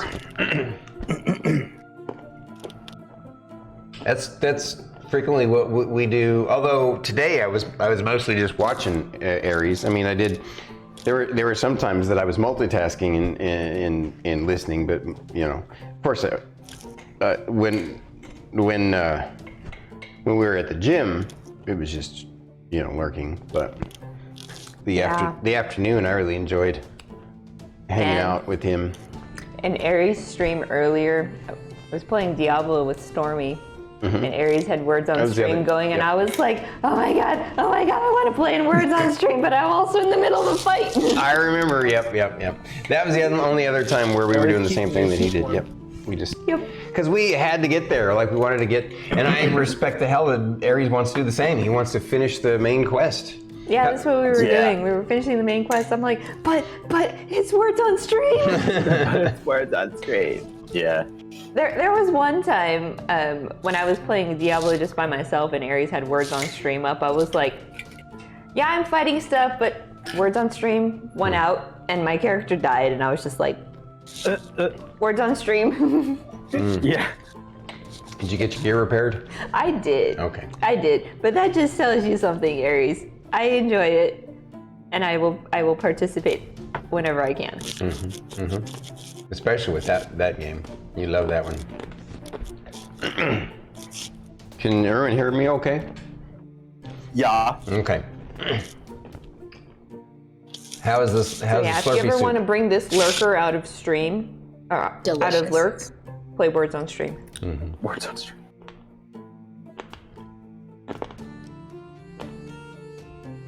It would be really fun to play Scrabble with you on stream.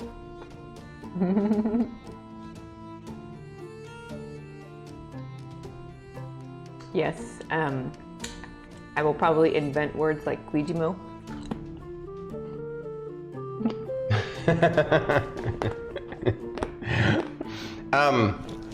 Okay. So are you? That was a Simpsons reference. We heard if you. anyone Are you got wearing it. the mic? Say something. I think she Can you picked hear it me? up. Oh yeah. Okay. So yeah, it's only when you're wearing it. Okay. That's all right. I'm pretty sure. So let's try as a test. Put it on, and try. Yeah, you have to keep try the mic sipping. close to your face when you talk. You sound a little muffled, but that's because he's got his head down like this and put his beard right onto the mic.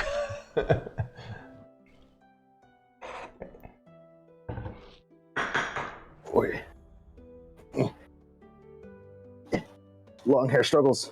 Didn't hear you at all. Okay. Okay. Can't hear me at all. Try sipping in the most obnoxious way possible and see if that works.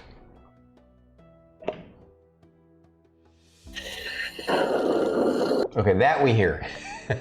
So try what you were doing before though. It's just light, small sips. We can't hear it. Nope. Yeah. Don't burn yourself though. And don't chug it either. Yeah. Aww. All right. I'll try not to chug it. But Stormy and I have that same affliction.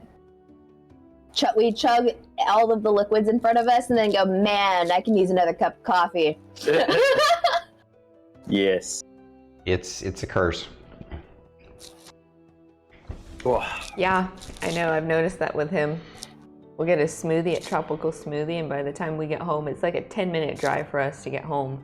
And it's like mostly gone. He's got like a quarter of the cup left, and I'm like, dude! You're exaggerating. I can drink it I can drink half of it by the time we get home. But they're like this big. Yeah. So You know, I intentionally don't get straws in any of my drinks that aren't required to have a straw, like a milkshake or a smoothie, because I will demolish the drink. So when Druid gets her coffee from Starbucks, she always has a straw and it's always super gone. Not only does she drink it quickly, but if I had a straw in my iced coffee, it would be gone just as quickly. yeah. And so I choose not to, so I can actually savor my coffee. Bahama So- Mama's a good one. So T-Cat, you have a tropical smoothie in your neck of the woods? Yeah, it's a national franchise. It is? I didn't know that. I'd never seen it anywhere but when we moved here to the Austin area. What is it? It's a place called Tropical place? Smoothie Cafe. Yeah, Never I didn't heard know. of it. They're mostly smoothies, but they do have food. Yeah. They serve breakfast all day too, which is another reason why we like to go there. Yeah, well, it's just breakfast. They have 2 breakfast burritos, and this pita that's just peanut butter, banana, and honey, and which I don't. It sounds delicious, and it is, but It's got super. granola in it too. Okay. It's super unhealthy. Like it's just massive sugar and carbs. Not something. But it's better than other sugar and carbs. No, not when it's on a big, That's what I thick, say to myself. white flour pita. It's perfect. It's basically like a donut.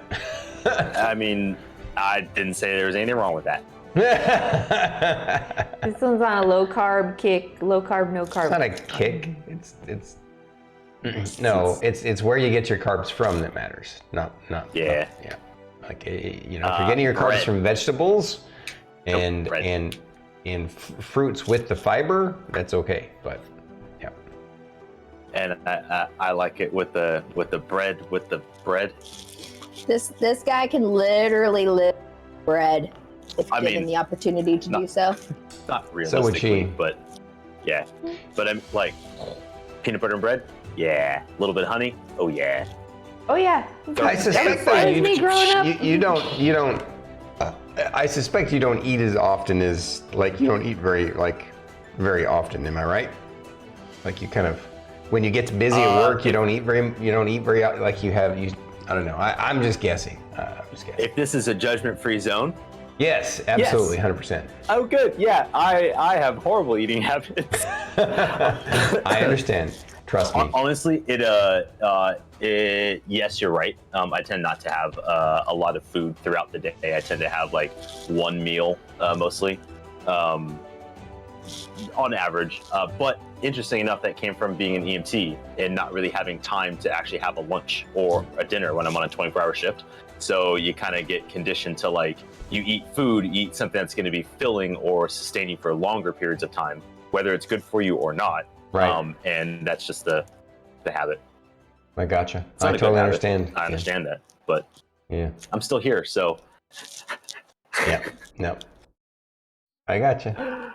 Now, it's funny how we all like have to over time over our lives develop different kinds of habits about things, and it's interesting how sometimes they stay the same too. It's like you know, but human beings, we get into routines and become creatures of habit. You know what I miss? Speaking of food, I missed a burrito mix. My burrito mix? Yeah. Burrito mix? Yeah, it's really more of like a. What would you actually really classify it as? I mean, it's just basically like everything that you would put in a burrito, but all cooked in the same pan. Yeah. So like, rice, beans, protein, egg. No, I don't do potato. You don't do it. You don't. No, that's the breakfast scramble. Oh, that's right. That's right. Yeah. But I do sweet potatoes and. Yeah. Really good. It's really good. It's great. It tastes great in a flour tortilla. It tastes great in a bowl. It's kind of like the fish just tacos taste great in my belly. Used to make. What was that? Yeah, she made up her own fish tacos, and I love them. We haven't had them in actually a couple of years. Yeah, what I do is I cook up the fish, and then once the fish is cooked up, I'd mix in the rice, the beans, the seasonings, and then of course you serve it either in a taco shell with the lettuce, tomato, avocado, or you just have it in a bowl with the lettuce, tomato, and avocado. Yeah, and part of it was the spices that she used was really good. So, anyhow, I don't know. We got to because we're having a break, so that's why we're talking about food. Oh yeah, green chili. I would add green chili into it. Yeah, that was hatch green chili was one of them. Yeah. Any rate, okay. So yum yum yum. Can you sip while you want to continue on while you sip? Yeah. Okay. All right. Thank you guys for hanging out with us during the intermission. We're going to jump right back into it with Chat Dark. Love you guys. Enjoy the rest of the show. We'll be chatting again at the end at around in about an hour and a half or so. So see you in just a bit. Okay. So. Or the four quadrant one. Yeah, thank you.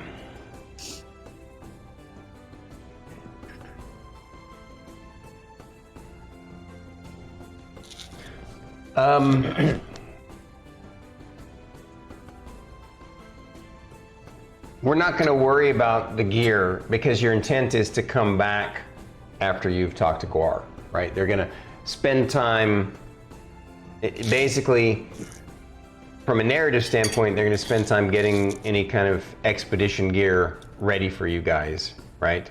Mm-hmm. And while you go deal with this personal issue with Guwar. It's not just personal; it's obviously a safety issue too, right? And also, they're also concerned about Guwar. He's a former citizen of the MGA. So Well, he's still a citizen. He still is a citizen. no, right? though But I I will meant say- from the historical standpoint, yeah. And so it's important to them. Oh, go ahead. Yeah, no, I do actually have to technically grab something before we go. It's the vials because I wanted to make more of the holy water from the grove. Okay, yeah. That's, So that's technically, but it's not any grand thing. That's easy. Like so on the way out. How many write down with vials? like two apiece. How many vials are you picking up? Yeah, 4 total. total. Yep. Why not like 4 per person or 2 per person? Buying in bulk would probably be cheaper. I mean, they're just flasks, right? Empty flasks. Yeah. So the other context of that is the time it takes to do the ceremony. We don't have a whole lot of time, unless technically grabbing the water out of it and then doing that later will still function. Because I know I did it at the time of filling, and that was kind of. Because I know technically with creating the holy water from with the ceremony spell. Yeah. It'd be a good experiment to try. Yeah. So since you brought it up to the Archdruid, what he'll do is they'll get you a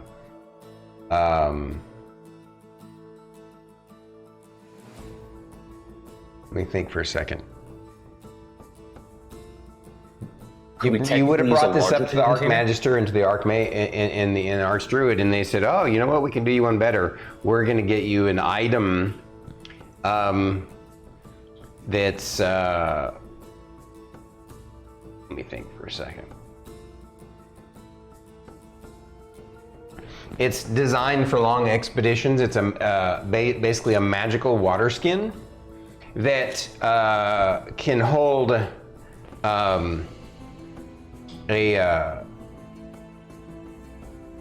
like a week's worth of water in it for one person, but alternatively, they think they can,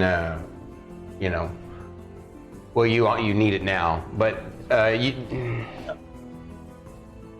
never mind. I mean, so then out of curiosity, in him kind of bringing that up, would it make sense to have a large, basically just grab another water skin and do it with that and then fill? Would that technically work? Yeah. Yeah. Then I'll just grab a spare water skin and do that when we get there. So it's just one hour's worth of work, and then I can fill what I need to as necessary, and then have it over. Yeah, we'll say that they can hook you up with a magic water skin. That maybe it was not a. Yeah, we'll say I don't know what's a week's worth of water for a person. If you drink a gallon a day, which is the healthy amount, then that'd be what, like 7 gallons, right? So we'll say that it's a magical water skin that can hold 7 gallons of water. Okay. And it still weighs as if it's just holding a few ounces. A regular water skin. Okay. When we come back? I mean, they're going to send it with you now, so you can, because you're going to the grove. So cool. Cool. Yeah, and all right. So if it's okay with you, I'm just going to exposition. You guys end up. The day comes. Well, it's not. It's later on in this same day. You guys, they outfit you as quickly as they can with some of the stuff, because you guys are pressed for time. You wanted to go do this as quickly as possible. So you make your way back to her garden, and you see some kind of like, some of the folks are like, do I really got to do this? But they actually do all go up and hug the tree for Fern so they can witness this event. And the Archdruid has to, like, if you don't do it, then you don't get to stay. And so... Does the Archdruid hug the tree? Oh, of course. Okay. And they're all amazed when you activate it with the spell. It uses one of your 6th or 7th, I forget. 6. Excuse me. Yeah. She doesn't remember. I think it's I think it's a 6th level spell. It's 6th level. Yeah. Anywho, you. I can do it. I can technically cast it 3 times, so I can use my 6th, 7th, and 8th level spell slot if need be. Right. So, you open up, and of course, it literally opens up the tree itself. It folds open, and you just this kind of dark space on the other side. You thank them, and you all obviously, you know, first off, you focused on the tree in the grove. In your heart, you're excited and nervous about seeing Guwar because you're worried about him, but you're still excited to see him, all of you. And you wave goodbye to Mr. Jocko and the rest of the MGA people, and head through the tree portal. You find yourselves in the grove, at the tree where she made the face, one of her first faces, I think, right? Was it the It's actual? a masculine face. What? It is a masculine face. Was that the first tree face you made? I believe it was, wasn't it? Yeah. And the tree that you teleport through is the one you made the face with. It's the one you had talked a lot with. And as you come through,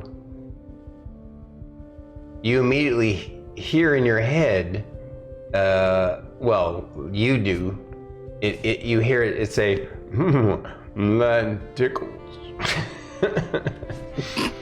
And you're immediately struck by the fact that you didn't cast the Oh, she already knew that. Because that happened last time we were in the grove. Right. It's okay. That's right. I'm sorry. It's when it's in the grove. Right.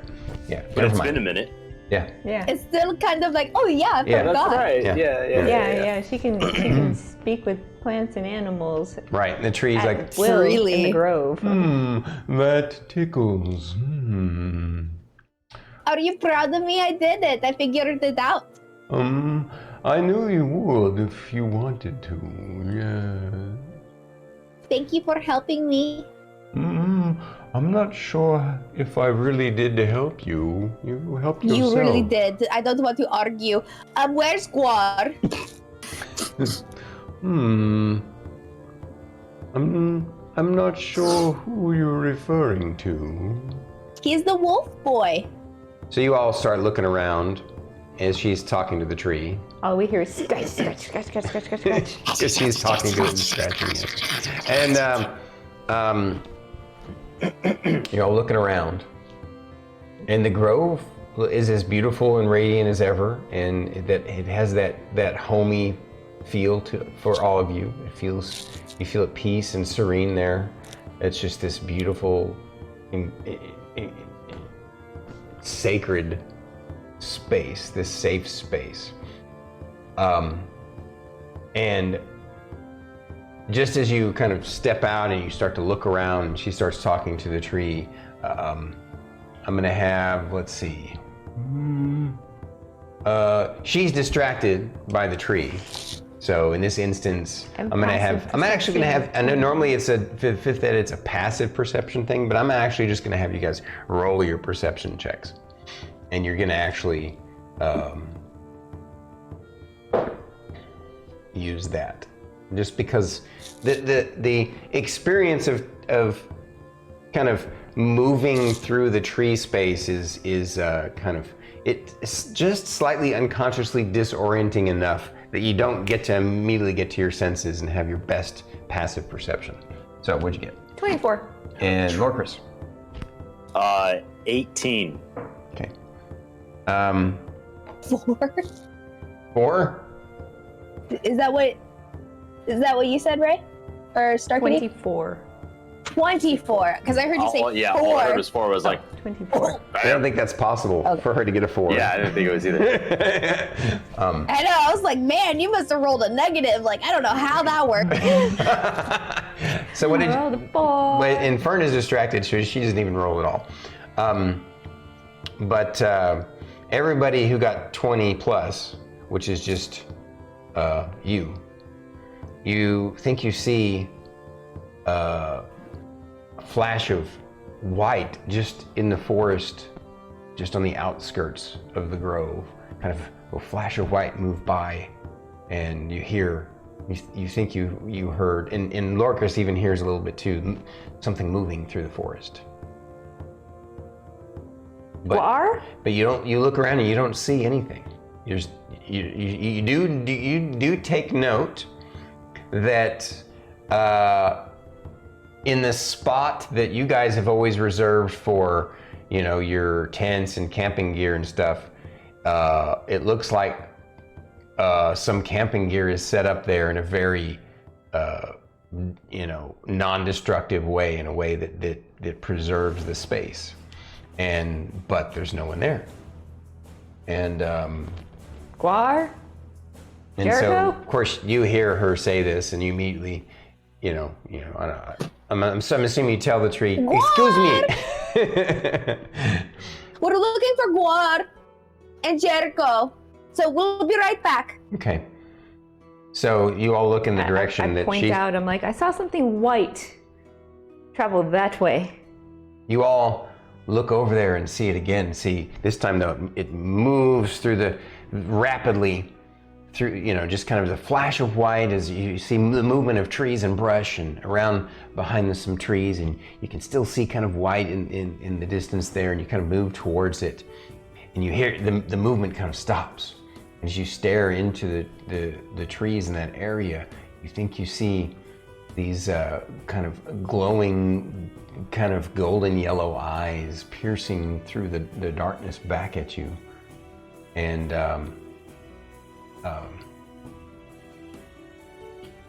yeah. Guwar! What do you guys do? It seems to have stopped, and it's just watching you. I'm gonna start walking towards it. You hear movement, and you see the eyes vanish, and you hear movement, and it whatever it was apparently has run off into the forest. I start Guys, do running you in want the to direction it ran. You guys want to turn you into start wolves running together? in the direction it ran? Well, I am trying to follow it. Okay. Do you guys want to turn into wolves so we can track him better with smell? So she starts to run in the direction of it. You stop and react to her question? No, I'm focused on white. It's already gone. It's already gone into the forest. I mean, so it's up to you if you want to run after it through the thick of the forest, or if you want to listen to Fern and stop and turn into something. I mean, does Fern yell out? Yes. Oh, okay, then I stop and I'm like, what, Fern? Do you want to turn into wolves and try to follow him so we can track him with smell and stuff?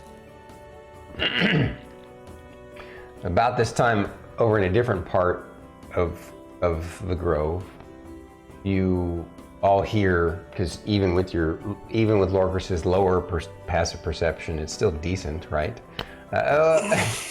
What is it? 14? 13. 14? 13. Yeah. 13? 13. Yeah. Okay, Yeah. that's pretty terrible.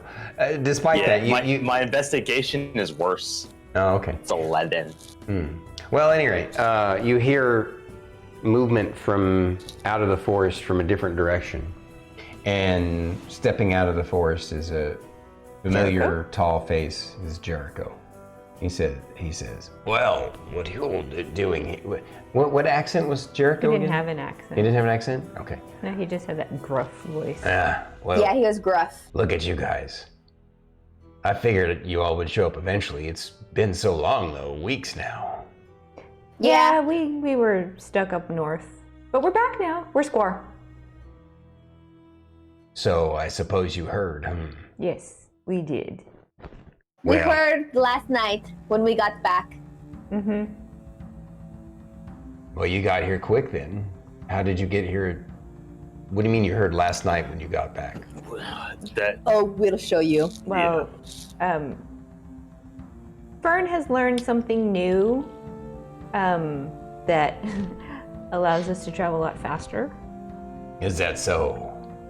Yeah, Fern, you want to tell him all about it? All I will say for now, because my priority right now is to find Guwar. As soon as we find Guwar and get him safe and make sure everything is okay and we can go back, you'll be able to experience the travel through trees. So, Travel That is through so trees. Really? correct. So, yes. yeah. So, I would love to explain it to you, but I was just seeing if everybody wanted to turn into wolves to go track down Guwar. So I don't think that's going to be necessary. He's probably a little bit spooked. So, but when he gets hungry, he's going to come back to camp. I need to prepare you guys before you go running off after him anyway.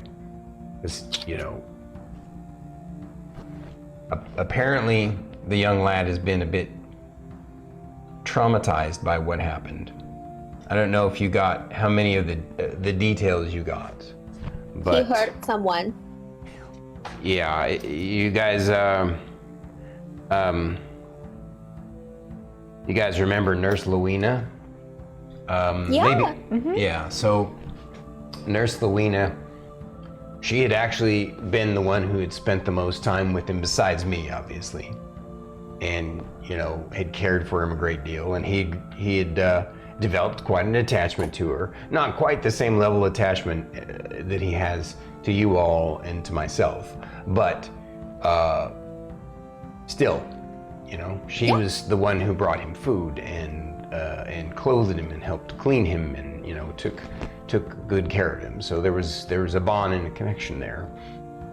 But during the most recent full moon, you know, we'd been doing great with his training. And he had been able to master his transformations to a great degree. But as with everything in life, sometimes when you're practicing something, you fail. And he had lost control. And he didn't harm her terribly, but he did mangle her arm a bit. It was repairable. We got to it, of course, with magic very quickly. Yeah. But he immediately, after he had done it, realized what he had done and had come out of his werewolf lord state.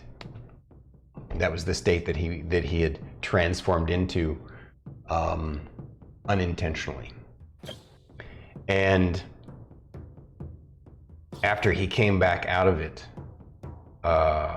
he was basically just had holed up in a corner, just would weep himself to sleep at night and wouldn't speak or interact with her or even me anymore, except in minor ways. He wouldn't interact with anybody except me, and he still at first was very unaccepting. He was very traumatized internally by his own actions, and I believe that he effectively experienced a high level of PTSD and anxiety from it, and he couldn't deal with it. He didn't know how to process it. But I couldn't help it. It's just the right word for the sentence. Don't avoid it. Just accept it. Could have used understanding, but that's okay. That's okay. So he, at the earliest opportunity, he ran away. Of course, he is fast in his werewolf lord form. He got very far very fast. I went after him as quickly as I could.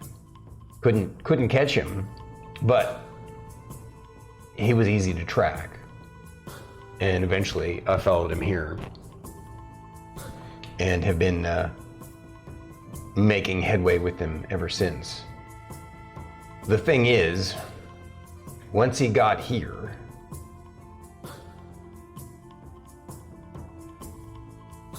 as I tried to reach him,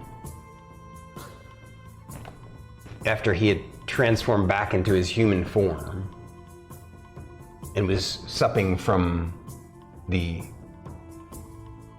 spring, and I tried to reach him, he must have suffered some internal flashback that re-triggered his PTSD, and it took him farther and deeper into his trauma, and it seems to have had a really surprising effect on him.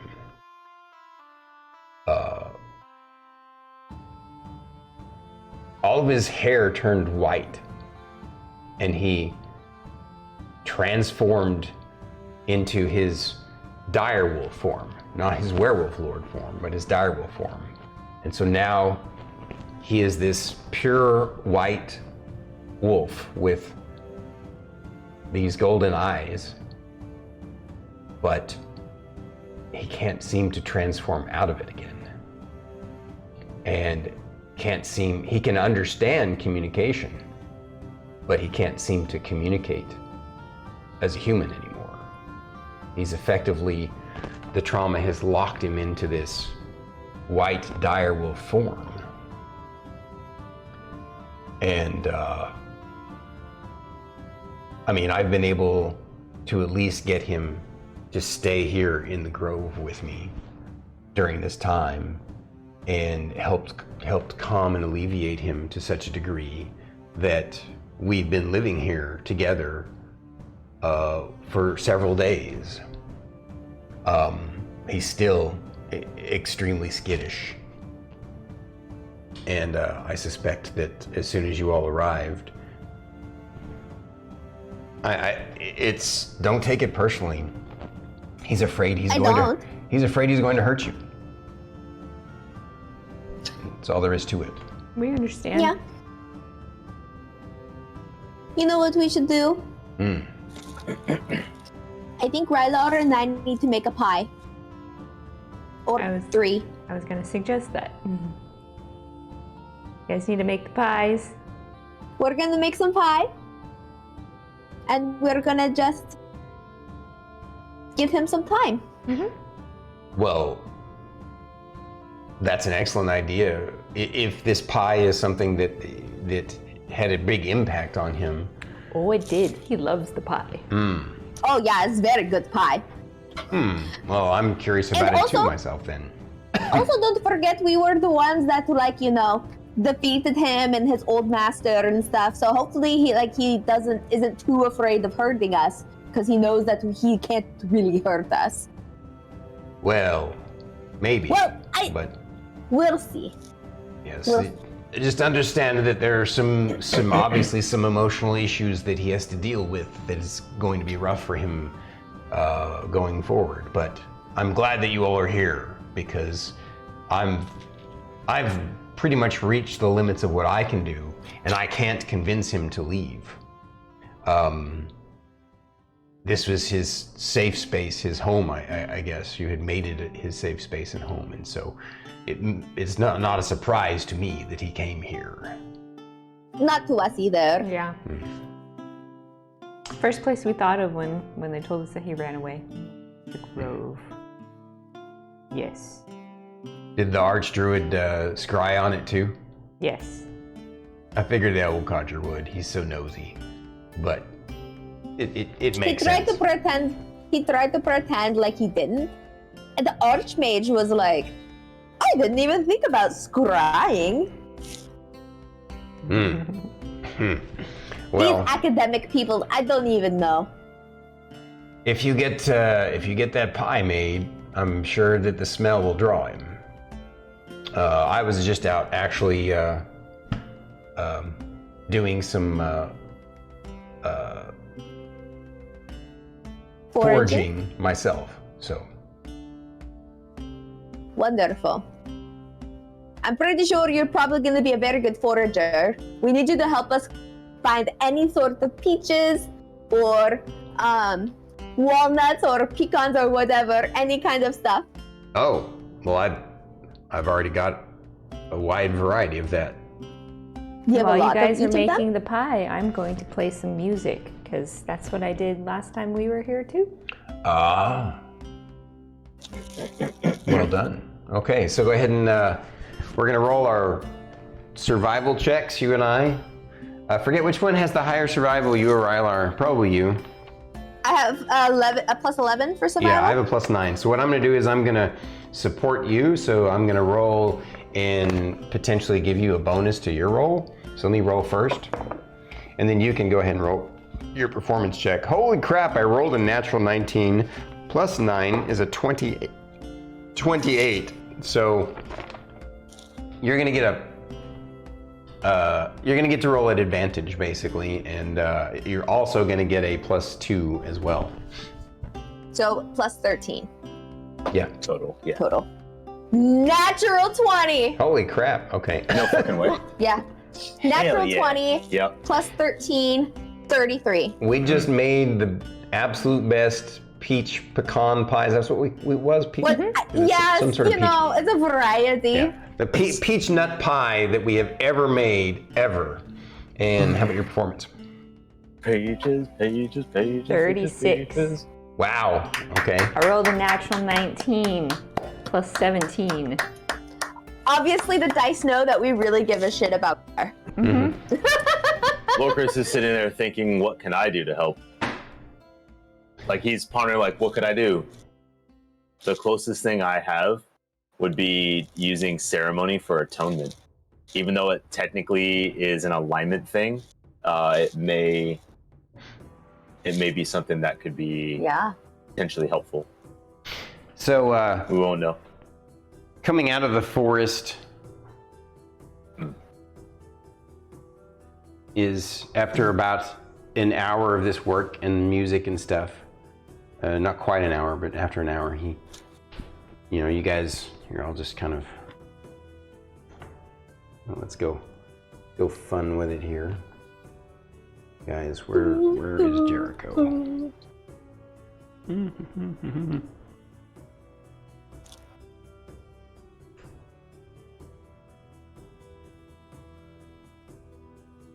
I remember who Jericho is. I just gotta find him amongst all these guys. While you do that, I'm going to quickly go track down my water. I have no idea where. Okay. Get back. So this will be Campfire. the campfire. I'm obviously dancing around as I'm playing my violin. Okay.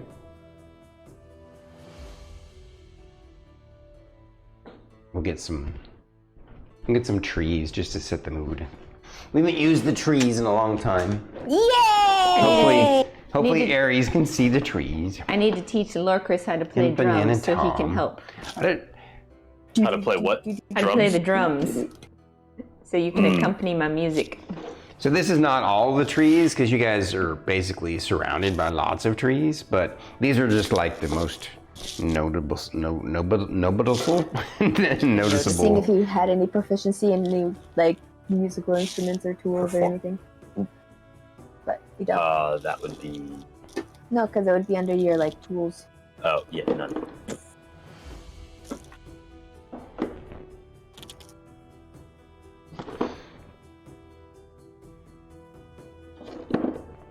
I mean, I could chant in Primordial. I don't think that would be helpful. No. How about Giant? That might be a bad idea. He would. Yeah, that would be very bad.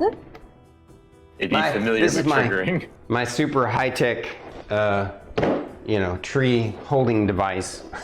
You know what? I It love is it. so high tech. It's the coolest ever. It's a shoebox. It's high tech. What? That doesn't make sense. All right, so here he is, creeping out from around the tree. And he comes in. And He's sniffing the whole time. yeah, he's sniffing. What do you guys do as you see him kind of? So- He's kind of slowly creeping forward. I'm lost Fern in my like music. looks at Rylar and points at her head. Looks at Rylar. Okay. Rylar's like, what you want, Fern? No, he says it in his Oh, okay. telepathically. What you want, Fern? Okay, for everybody, do not acknowledge him. He's a scared animal right now.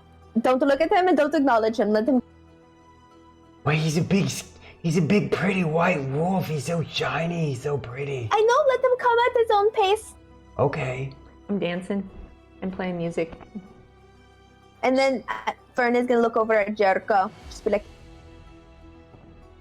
So Jericho gives you a look like he already knew. Even with his back to it, he already knew. With his high-level senses, yeah. So, he comes creeping up here and kind of goes over here a little bit. Sees Rylar trying not to look at him, but Rylar's basically like, you know. I want to look, but I know I shouldn't. And so he like comes over here and kind of circles around, and then starts coming over here. So what are you doing, Lorkris? Are you also just kind of watching her performance and watching the fire and ignoring him? Yeah. Okay. However, Lorkris is conveniently like ditching pieces of food, like almost like you're eating something and I'd set it off to the side, but like placing it within reach for Guwar. So he's like not really baiting him, but like I get you. yeah, here you go. Like I know I don't care that you're there. I'm doing whatever I'm doing. All right. But is actively trying to. Okay. Sweeten him up. So you basically kind of what you have a pie you guys are eating. So are you take a second piece of pie and you just set it down or something? Yeah. Okay. So he sniffs over here, and you hear Jericho say, it's okay. You can come join us whenever you want. He doesn't look at him. He just says, it's okay, you can come join us whenever you want. And this kind of makes him kind of jump back a little bit. But then he's like sniffing at the air. And he comes over and he's like sniffing closer and closer and closer. And he's like, you see, he's sniffing the food, but he's eyeing like the two ladies like he's terrified of them. Like he can't even look at, he's just terrified of them, like he's afraid they're gonna pounce on him. And, but he just can't resist the smell, the temptation of that food. So he snatches up that big old hunk of that peach pie and he runs off into the forest.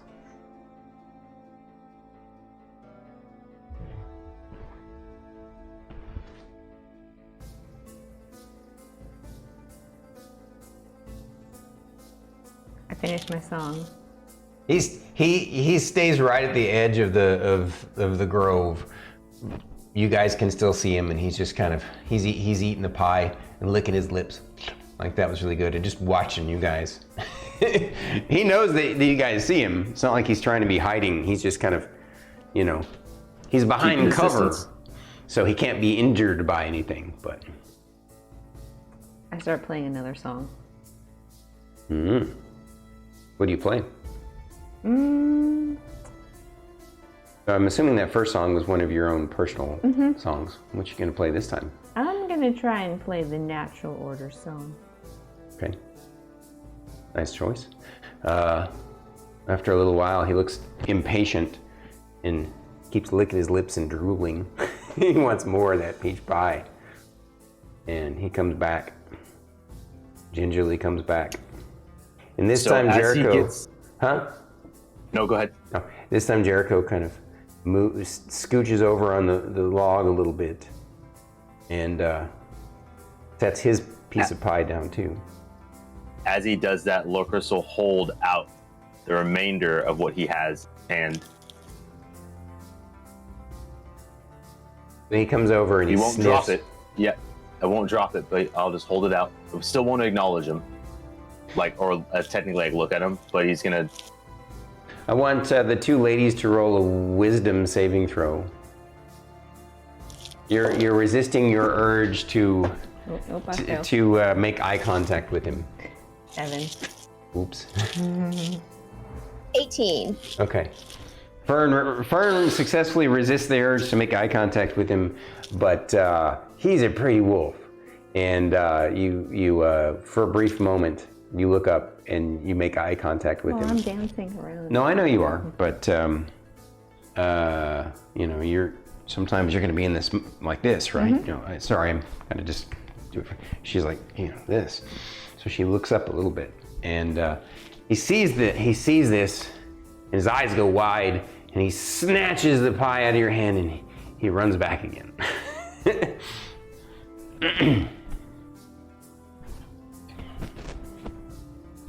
And this goes on for a while until you guys are kind of, all of you are like gorged on pie, like stuffed, and your hands are tired. You've been basically playing for several hours, and it's late, and you're all kind of tired, and but he just seems wide-eyed about all this, and so Jericho says, "We made a good inroad, a lot faster than I would have expected." Jericho, he seems to be terrified of women. Well, that's kind of understandable if you understand that he's attached this guilt to,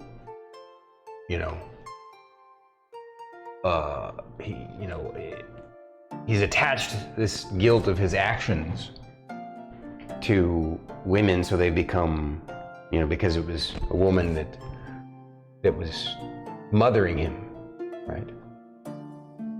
And so I think he just is going to take some time. What? Fern.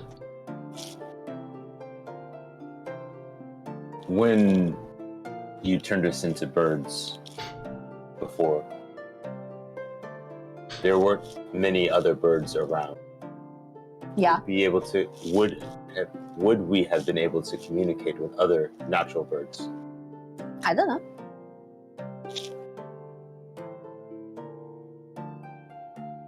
No. The reason why I ask is maybe. So the answer to the question Right. is the magic doesn't allow you to communicate like a bird. You're just in the form of a bird. You still know the languages that you know, so you don't really know bird language per se. Druid could, because she can speak to animals, but yeah. I was trying to. Can you do speak with animals? Is it only self? Yeah. I was thinking of. I like the idea of Fern suggested of turning into a wolf. I was wondering if that may be easier, because Lorkris has no fear of Guwar. Because, in some aspect, we've dealt with him before when he was kind of feral. Mm-hmm. And I know that the fact that I look similar to the Oni, that has always been kind of off-putting to some degree. I know we've made plenty of progress, but I don't know why you think you look similar to the Oni. What do you mean by that? Well, you were a big, scary guy. A big, scary guy. I spoke giant. There was that initial impression, and he was always hesitant around me when we first joined us. So are you role-playing this with Jericho, or are you just talking about it at a turn? Oh, you are? Okay. Well, yeah. Okay. Yeah. So Jericho says... I can't do this with the super droll, to be honest. Right. Well, Jericho interrupts you and says, well, please understand, too, that because he is, he's not just a traditional werewolf, even though his original form was human. This curse that was put on him by this demigod or whatever was effectively more like it merged a wolf spirit within it, in him, as it were, or a wolf, blood, DNA, right? And so he's actually part wolf. So because of that, his instincts are going to be to gravitate toward a pack leader. And so even though the Oni was a terrible and awful pack leader because of the way he abused and treated him, it's going to be in his instincts to gravitate toward a male pack leader regardless. So that's one of the reasons I've been able to connect with him and help him with his training. It was unusual that he connected and bonded as well as he did with the two of you, but if you remember correctly, there was some rivalry from the reports you gave me, and there was some acting out occasionally, some behavioral things. It's true, he kept wanting to take me on. Yes. Because he deemed me the pack leader. Well, there were even times when he was rebellious against Fern, from what I remember from your reports. Yeah, but that, doesn't really bother me. No, I understand that it doesn't bother you, but understand that, his whole dynamic inside psychologically has shifted, and so it's going to take a little bit of time for us to reconnect with him, and I believe the relationship with him is going to change. But it doesn't mean that he doesn't love and care for you all as much as he did before. In fact, it's probably his feelings are more intense. The problem is his positive feelings are reinforcing his negative ones in this feedback loop that he can't, comprehend within. I almost used the P word. But so I think what I recommend is for tonight, we bunk down and let him come to us if he chooses in the night, or not, and then we can try again tomorrow. I mean, I've been with him, this event occurred only just a couple of weeks ago, so I've been with him for that long, and we've been living here fine together. He's never gotten more than 10 feet from me, though. Never quite. I mean, obviously I was able to give him food and such, and we've sat together and I've talked to him. He never communicates back, but at least not in a verbal way. It's like he's in this new form and doesn't know how to break out of it from the trauma. So let's bunk down for the night and see what happens tomorrow. What do you all think? Sounds like a plan. Okay, so you guys rest for the night. You all bunk down. Before I go to sleep, I'm like, Philip, please keep an eye on Guwar while we're sleeping. It's like, if you want, I'll keep like 5 of them on him. That works too. Okay. I want to know what Guwar's activities are during the night while we're sleeping. No problem. That's It's the easy. Philip nanny cam. Yep. Your portable organic nanny cam. That's funny. Oh yeah. I mean, Philip's been with me since we all met, so he knows what you guys do on watch, and he does tell me. I just don't say anything. Lorkris. Yeah. All the self-loathing. Are we talking about man, wait don't cry time? on What are we watch. talking about here? Yeah. Sorry. All right. Oh, man. Okay. It's like, well, now that they know that Philip actually does exist, I'm probably sure they're like, oh my god, Philip's been there the whole time. Fern is not really even all that worried about it, to be honest, because she doesn't do anything outside of the norm of what's weird for Fern. Oh yeah, Philip's reports on you were like, she's just talking to her spiders and her bugs. Mm-hmm. Mm-hmm. She made a Occasionally the weird plants or little the stick trees. house. Yeah. Mm-hmm. Yeah. All right. Checking on Chunkapillar all the time while he was in your bag. Mm-hmm. Mm-hmm. Falls asleep with face in bag. Face in bag longer than face watching for danger. Yeah. Well, my passive perception is really good, so I'd hear something, you know. No, you're in the backpack. Oh yeah. Oh yeah. So for the next day, do you guys want to more directly roleplay it, or would you like me to exposition some of what happens based upon the guidance from Jericho, and then just kind of share beforehand some of the things that you wanted to do and play? I mean, it's okay if we just straight up roleplay it. It's going to be up to you guys. We can continue the roleplay. I mean, I'm cool with exposition, and then But depending Fern on might what want to happens, roleplay it. I don't know. So then depending on what happens, we could roleplay. Not until I will not want to do anything until the second night. okay, all right, fair enough. So I was gonna say the only thing that Lorkris will do is that ritual with the water skin. Like it's the only definitive thing. okay, we'll say and it's, then I don't know. It's over. Yeah, wherever there the water somewhere, is. wherever it is. Yeah. I guess technically I should probably bring these trees farther out because I think the grove is more kind of, yeah. Anyway, all right. So somewhere around here is the water spring. Yeah. I do take my armor off before I go anywhere near the water. Okay. All right. Good on you, brother. He's learning. Yes. He's learning. He's evolving.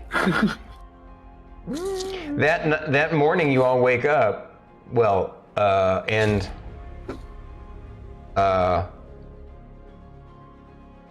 remind me of the watches. Would you guys even set watches during while you're in the grove? I mean, watch is usually Lorkris, Rylar, Fern, and then me. I'm last. I mean, you it's do me kind and of Fern. you can have a conversation with the group, a real quick role play about the fact that, Rylar, asked, why do we even set watches if we got Philip? Well, it's because before you guys realized Philip existed, you didn't think Philip existed. No, I know, but I mean now. And Philip was like, "Oh, I see you want to make a slave out of me. I mean, I would protect you and wake her up anyway, so it's not like it's a big deal."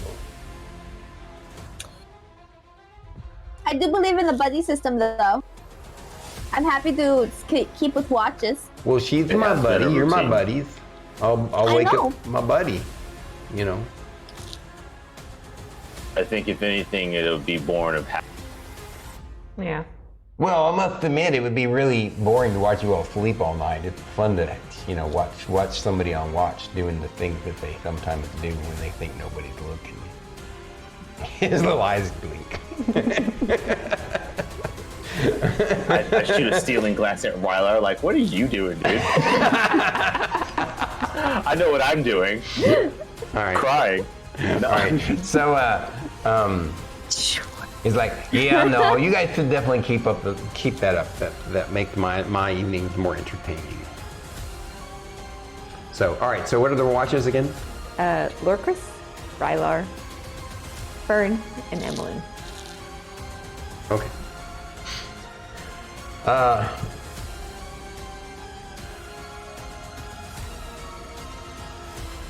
Dramatic music. I know the music's got super dramatic now. The morning comes, and sometime during the last watch. Oh, that's me and Fern. Yeah. And Philip. There's three of us on And watch. Philip, you all noticed that he had come.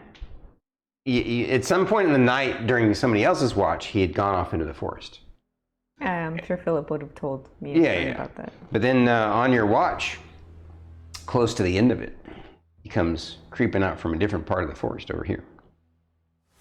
And you see him come over, and he kind of lays within about, right about 10 feet of Jericho and goes to sleep right there. And so when the morning comes and the watches are done and you guys are all starting to wake up, of course, you know, that means that these guys are asleep, right? Because you two are on watch together? Mm-hmm. With, Yeah. Yes, that is correct. What did I do with, here he is. Philip. So, what do you two do? So as soon as I get up from my watch and I'm like aware and alert, Philip, what did Guwar do? Oh, Guwar's right there. When did Guwar get there? Or no, he came during our watch. Yeah, I was saying this happens towards the end of your watch. You guys literally watched him. You were having a conversation and you stopped as you watched him creep out, watching you guys, and then he just kind of quietly and gingerly kind of moved over here and then just kind of flops down. But he's like this, not really flops down. He's like this. He's just kind of like this.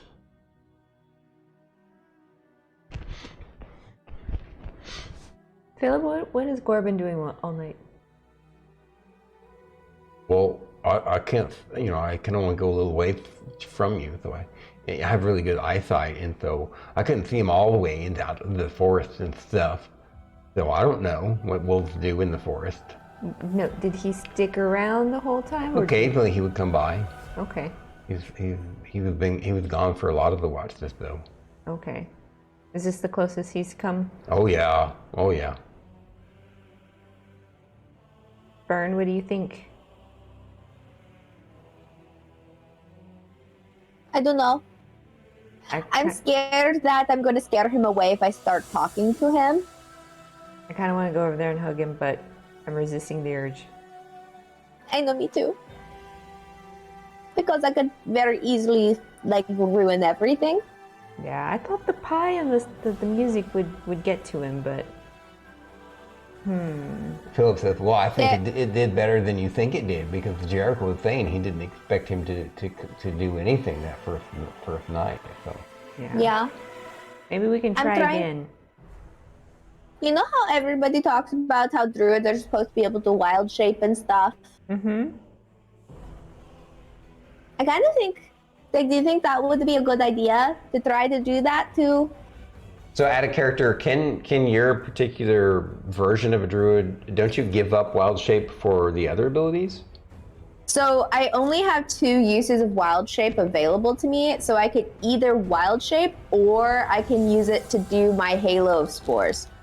But you can still, if you choose to, like, it's not, okay, I guess I'm asking, since I don't have the Circle of Spores druid in front of me, a lot of character, you know, like the specialized character classes have to give up something to get that cool thing. Does it specifically state that you give up? No. So your character is just never wild shaped. You've used the spell to turn yourself into a raven, but you've never actually wild shaped. But that was for the whole group of us. But I've never wild shaped. Okay. What do you... Wild shape, you say? Have you ever done it before? I don't think I've ever seen you do that. No, but everybody's talked about it. What would you what would you shape into? Another dire wolf.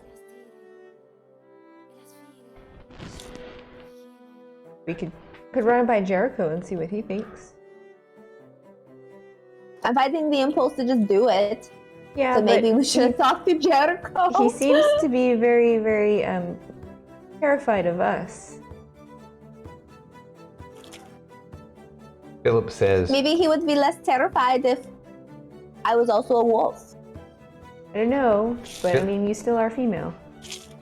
Philip says, I'm not Jericho, so you probably shouldn't take advice from me, even though I'm always giving advice to her. But, you know, I think it's a cool idea. But if you do it, you should probably, like, try and turn into, like, a pup instead of a foal, because then he would be, less intimidated by you. Philip has a point. Well, I was thinking the opposite. If I was big and strong, he wouldn't be afraid of hurting me. Well, then maybe you could ask Jericho what he thinks about the idea. I think, nothing wrong with getting advice from other people. I watch you guys do it to each other all the time, and it works out better that way. Mm-hmm. And Jericho's been with him, working with him the last few weeks, so might have a little bit more insight than us. Yeah. I almost just did it when I was on my watch, so I'm happy that I didn't. Oh, I'm sure Philip would have woke me up. Right, Philip? Well, I'm always got the urge to wake you up so I can hear your voice. Aw. I give him a little pat on the head.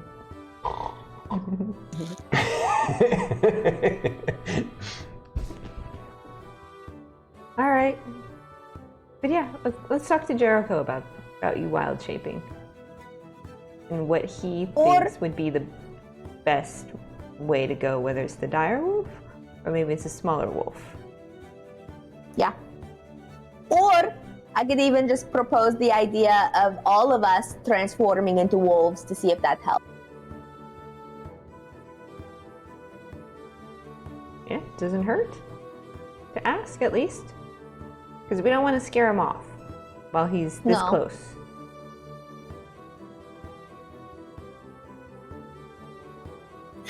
I'm gonna look at Guwar.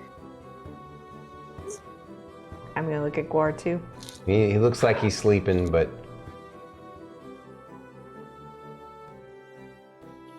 He looks like he's sleeping. mm-hmm. Well, I'm gonna hum a little tune, maybe see if that will help him sleep. You see his ears perk up, so he's not really sleeping. Mm.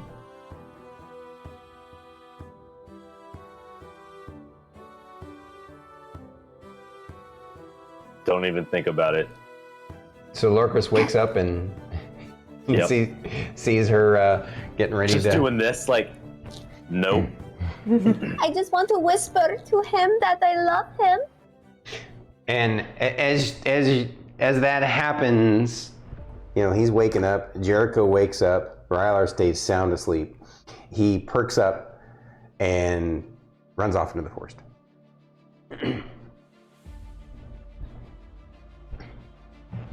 Good morning. Jericho looks down at Rylar. He's a sound sleeper, isn't he? He sure is.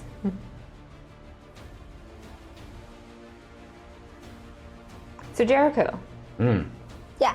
Fern has a possible idea, but we wanted to run it by you to see what you thought. Mm-hmm. So, Fern may be able to explain it better than me. Would you like to explain it, Fern, or would you like me to tell him about what we discussed? You're welcome to tell him. Okay. And then you could also do like what Philip's suggestion. Okay. So, as you know, Fern is a druid, and druids have the capability to wild shape. I've never done it before. She's never done it before, but she was thinking about wild shaping into a wolf of some sort. First, she was thinking dire wolf, and then after discussing with her and Philip, Philip suggested maybe a smaller wolf to not intimidate him. I thought his name was Rylar. No, Philip is my best friend. Philip! You can't see him, but we can. It's okay. Okay, I'll take your word for it. Go on. So, well, we wanted to ask you, since you've been working with him more, if she does wild shape, would it be best for her to shape into another dire wolf or something smaller, wolf size? You mean like a wolf pup? Yeah, like a wolf pup. That's an interesting idea. You think he strokes his beard? Actually, that's a really good idea. Yes, Lorkris. Why is this idea good now, but not last night? Because Fern didn't think about it until we were talking on watch. I didn't think about it until I was alone on my own. And I had the Yes. And then So, I just wanted to point out there, for once I will speak up. I did suggest turning into a wolf to assist and was shut down. But yet, Fern, You were? potentially a wild shaping is a great idea. Out of character, you did? I was asking the questions about if I'm able to communicate, because turning into a wolf might be instead of me. I as misunderstood you. I Lorkris- thought you were just talking about learning, speaking in wolf language. I didn't. Okay. Yeah, because I was like, turn into a wolf, that would help, because looking like me might be intimidating. Like, looking for alpha, and I'm like, okay, fair. And then she's like, let's turn into a wolf. But I explained that if you turn into a wolf, you can't speak wolf unless you're a druid. Which is understandable. Yeah. But yeah, I find that interesting. Oh, okay. As Lorkris. Okay, so back to Lorkris. roleplay. I'm sorry, I was just trying to understand. All right, so Lorkris says that he's like, so it's a good idea, but we can't do it. But when I suggested it was a bad idea. Sorry, Lorkris. I think I misunderstood your question. Or not your question, your intentions. And Jericho says, well, and we're obviously have the same limitation of that. Even if you're transformed, you're shapeshift into wolf, you can't speak wolf, whereas she can speak with animals. So, I mean, it's possible. But do you think that here's the thing, though. If you were to transform into a dire wolf, the ramifications on his instincts could go either way. Okay? Whether it's you or Fern. And what was the other idea? You said there was a third option that you had considered? Wolf pup? No. That was the second option. Oh. The third option was she had suggested that you all turn into wolves. Yes. Oh yeah. Yeah, so you say that to him, and he's like, that one would probably be a bad idea, because I think that it would confuse him that his pack is now all wolves, and it might actually lock him more up into the state of being in this wolf form. You see what I'm saying? It would further traumatize him, because it would be such a confusing state for him if we all turn into wolves. So that one is I'm going to beg you not to do that one. The dire wolf, where Fern only turns into it, isn't a bad idea. But he could turn aggressive, depending on what he's feeling. So and even it might if I'm like playful and I like no, not that kind of aggressive. Tail? I mean, like, it might turn on his instincts to fight, and he would run away because he's afraid of his instincts to fight. If you were to turn into the pup, though, and show him that you can transform back, that might be the key to at least reaching him and getting him to see that he has another option. I don't know if we're going to be able to get him out of this traumatized state anytime soon, but if we're to at least have you all reconnect with him, that seems like a good place to start. Okay. Well, because I can be in wild shape form I don't know how long I can do it, because I've never done it before, but I feel like it's for a long time. Suddenly, Rylar wakes up and he says, "Okay, Bunky." What? Rylar, are you okay? What?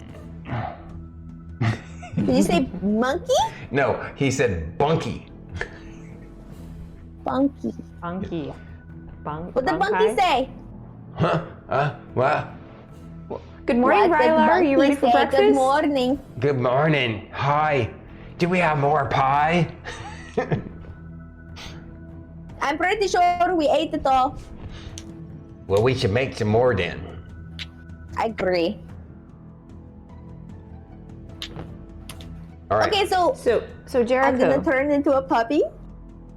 Before you do that, Fern, so Jericho, would it be best for her to wild shape now or wild shape when Guwar can see us? Oh, definitely when he can see the transformation. Okay. So, I've never done that before, so I'm gonna have to sit and think about it a lot. Okay. okay. So, while you guys are, well, she's focusing on figuring out. She's gonna go. We'll pretend this is the cool tree over here. The tree with the face? Yeah, face The tree. three with the face. Here, I'll swap it out like this big one. And Face. so she's gonna go meditate over by the tree while you guys are making breakfast and stuff. And wow, someone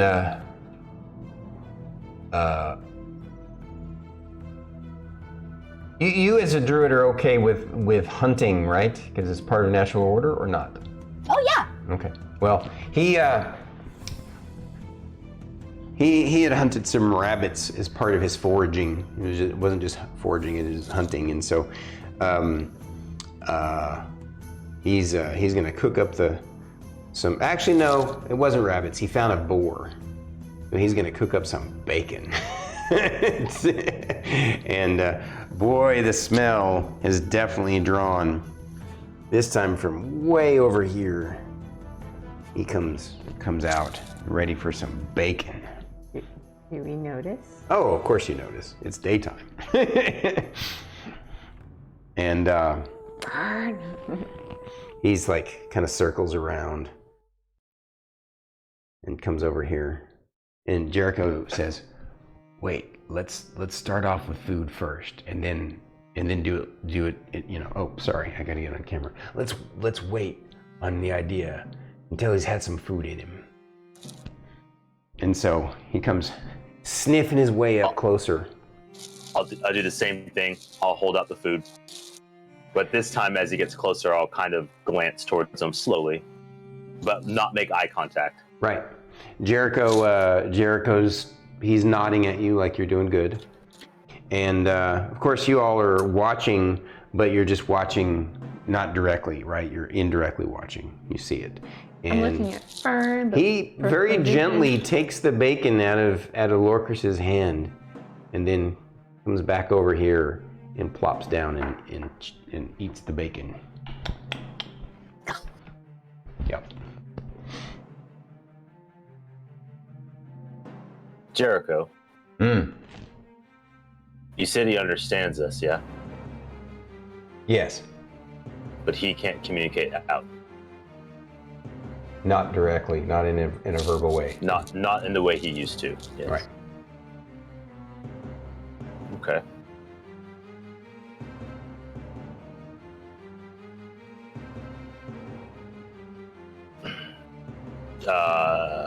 Jericho, I'm going to try something. It may or may not work. It might set us back, but I feel I must do something. What? You trust me? I won't hurt him. Oh no, I know you won't hurt him.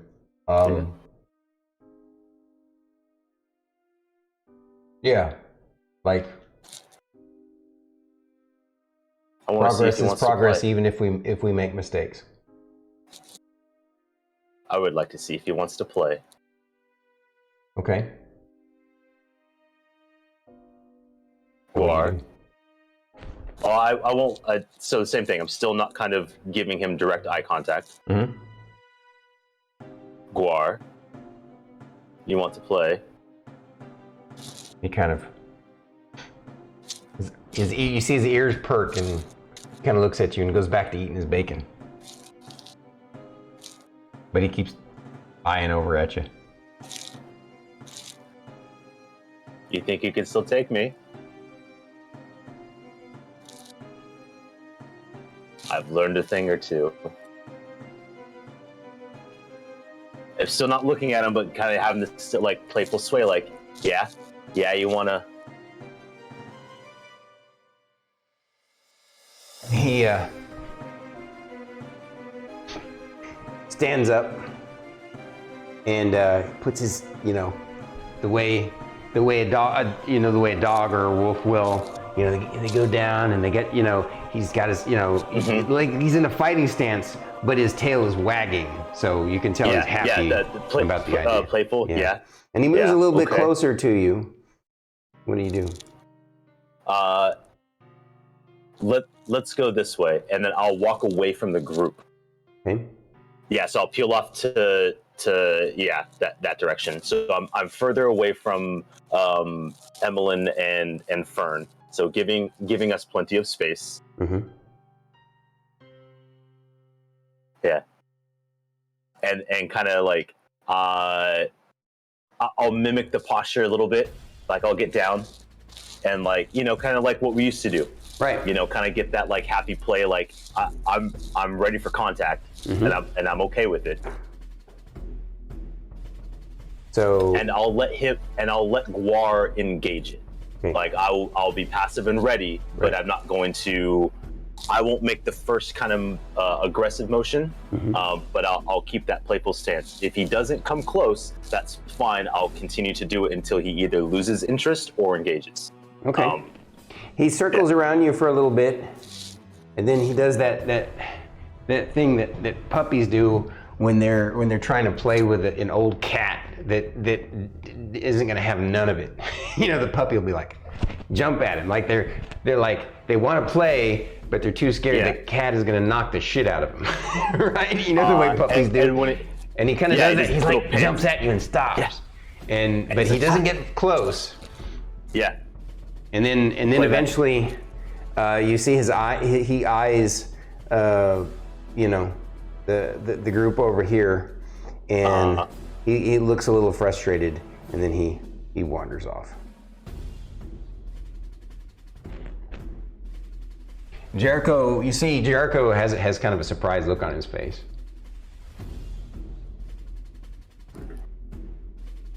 Progress. Round 2 later, and then I'll walk back to the okay. To the rest of the group. So, Fern, you were trying to.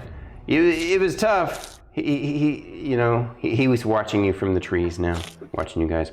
You're meditating. You're trying to figure this out.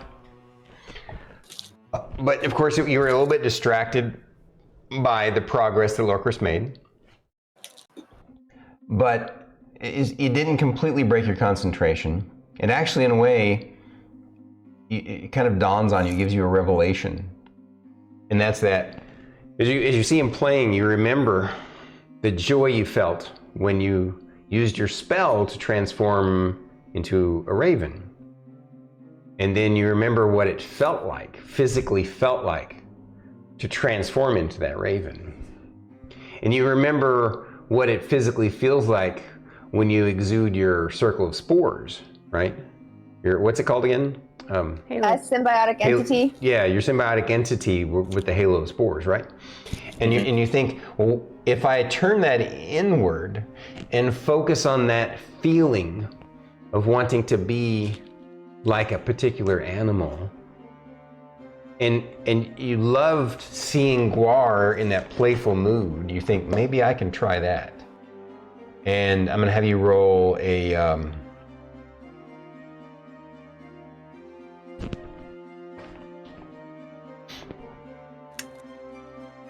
just roll me a straight proficiency roll. So I just would add my proficiency bonus. Yep. 17. Nice, you rolled well. In short order, you realize that this thing that has eluded you for all these years was really just the intent to do it for a good reason. It was like you love animals as a druid, but you just felt a little more, maybe you just were a little bit more focused on plant life, and you loved your own interactions with the animals, and so the idea of being them it didn't seem necessary. But now that you're in a situation where it does feel necessary, you push past this artificial boundary and you think to yourself, you know what? This was way easier than I could have realized. And sure enough, you sense that you can. You don't do it, but you sense like a light bulb comes on. You're like, I know how to do this, and I can do it.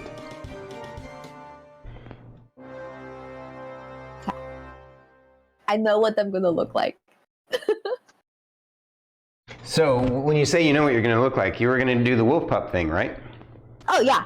Okay, all right. When are you gonna do that? Like, I guess. I want to make eye contact with Guwar, full on eye contact, and then transform. So you come up closer. Where do you stand? Do you go stand by Miss Ray? Do you go stand by Lorkris? I go stand by Lorkris. Okay, you want to be in between him and Jericho? Yeah, or close. Yeah, right there is perfect. Yeah. Okay. Well, you make eye contact with his eyes get wild and he stands up like he's ready to run. And then I wild shape into this big fluffy. How about that? Ow woo woo! Yeah. Ow woo woo! Ow woo! So she's going to have like brown with a little bit of red flecks in her, you know, with like a little bit of gold shimmer tint because I can, right? Where's the red coming from? Huh? I don't know. It felt necessary for some reason. Okay. And then the first thing I do is bite at Lorkris' ankles and like try to play with him. With like super floppy puppy, like, you know, when puppy's paws are too big. This is honestly kind of freaking Lorkris out a little bit. He's like, what is going on? He's never seen her do this before. It's adorable as hell, but it's also like... I will say, like, immediately, yeah, kind of confusing. But with the passive insight, I pick up, 18, I pick up on what she's doing, and I go into puppy play mode. Okay, all right. When you do this, you see him, his eyes go wide and he perks up like this. And he's like watching. And then Fern does, and then I do the pounce like he did. And then I actually go in and like go for a hand. All right. And like I start to do the little tug and pull. But like fall over my own feet. Like how dogs do when they fall, like, they trip pick over her up and they and just like kind of push her over, let her like little tumble, grab her and yeet into the pool. No, I'm just kidding. And then you can see as he's watching intently, his tail is wagging. And then the zoomies kick in, because Fern's super excited. So zoomies kick in, and she starts running around Lorkris, and then running around Ray, and like running around everybody. And then she like stops in front of Miss Ray, and does that like, and then runs around Miss Ray like really fast. And then she like nips at the ankle, and then like scoots away. This is I'm trying to reach out and pet you. And I'm doing this too. As soon as Fern gets closer to Lorkris does that little juke, and then kind of like he doesn't run towards where Guwar is. So you know that tree that Guwar's at. You go to I'm gonna kind of go towards that other tree again, creating distance from the group. Like, come chase me. And then, of course, you know, it's like, I'm gonna chase you! And then I'm gonna circle into that space closer to Guwar, but still not going directly at him. So I'm slowly trying to get closer in an open space without going directly at him. Okay. Got it. Eventually he starts making his way around the forest to get a better angle on what you guys are doing over here. And then he kind of actually starts coming around here, and he kind of parks about 10 feet from Jericho, and he crouches down, just watching, with his tail wagging the whole time. And then I was gonna say Lorkris flops down on his back. And just then, like, come on, bud. And then Fern like hops on top of him. And puppy breath included. Puppy breath included. Whoops. Because you like little baby dog teeth with the puppy breath. Are you gonna do what I think you're about to do? She's gonna start licking his face. Okay. He of course his head perks up at that, and he starts drooling and he seems kind of, definitely getting his instincts going. His happy, joyful instincts. So. And then I'll run out, and then I'll like hop off, and I'll run out into the field, to Closer to you. closer to you. Oh, this way? Yeah. As soon as you run And, out like- to the field closer this way, he gets up and backs up. But as soon as he backs up, I'll like crouch down in like play mode, like super tail shaky. Mm-hmm. Super tail shaky. Butt shaking too, because you're a puppy. Yeah. Mhm. It's not just the tail, it's like the whole body. Body. Right. Whole body shake. He And then there's like he the seems juke to play. he seems to lose a little bit of interest, and comes over here and plops down behind the tree.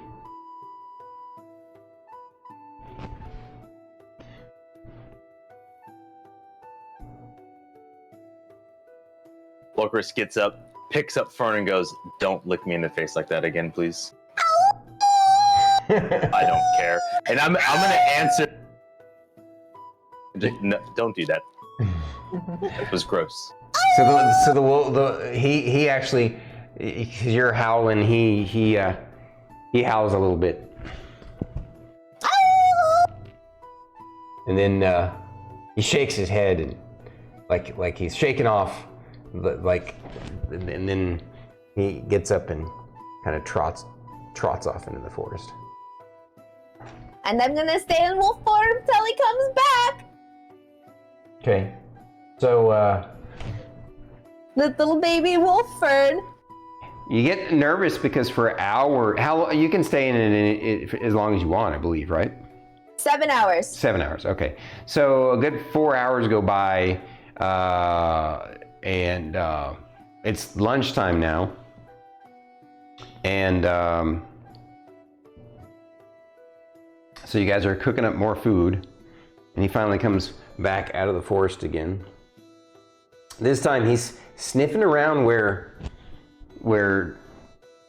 Fern was meditating, and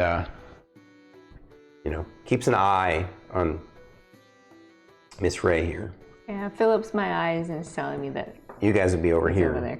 Mm-hmm. And when you have more food, what do you do with it this time? I'm going to maintain doing the same thing. I'm going to continue to offer him food from my hand.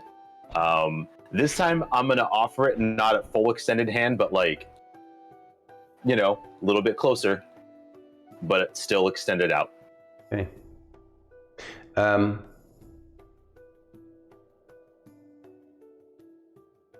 Yeah, he eventually does come up and take the food from your hand, and he's eyeing Fern in pup form, seeing her wagging her tail and looking at him. What do you do? I wait for him to see if he backs away. So he takes the food from Lorkris' hand and only backs away a little bit and eats it right there. Still standing.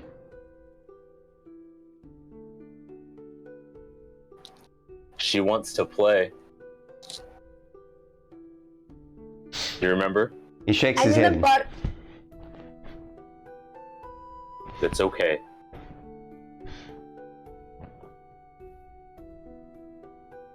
He sniffs closer to the fire where you guys have more of the meat that you're cooking.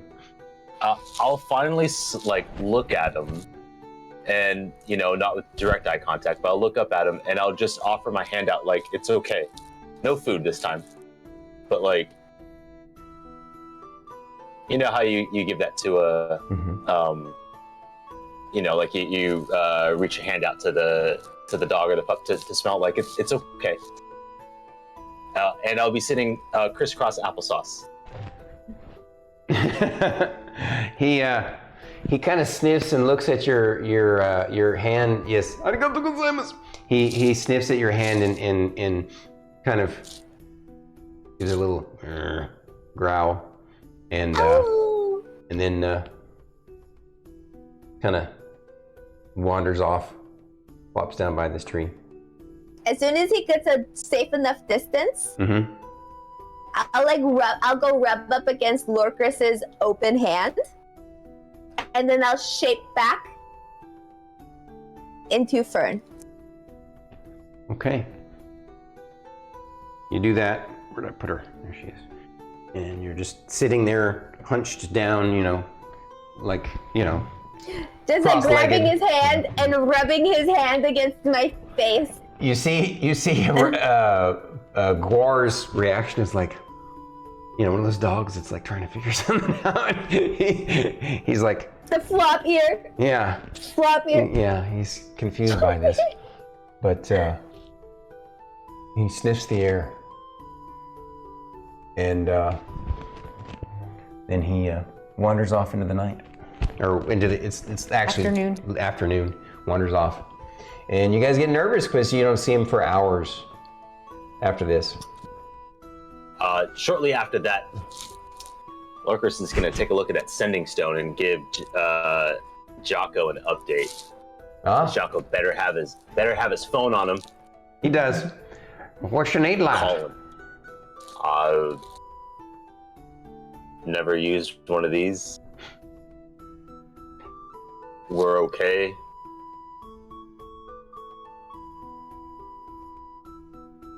I don't know what else to say. Shit. And that'll be the end, because he thinks he's out of words. He wasn't counting. Mr. Jocko responds with, you need to practice with this one, lad. Talk tomorrow. He'll talk back in and be like, at least it's not Fern. At least it's not Fern. All right, so. It would be funny if it was Fern. Next time, let me know and I can write you a telegram to say.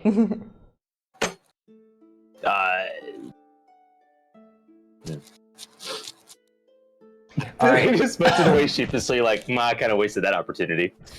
But I didn't. No, I got the basic message across. We're okay. Because we expected to be back sooner. I know. Yeah, but you didn't tell him we're still at the Grove with Guwar. I didn't tell him, not that he knows that we're at the Grove with Guwar. Yeah, but we haven't returned with Guwar yet, so. But at least he knows we're okay. True.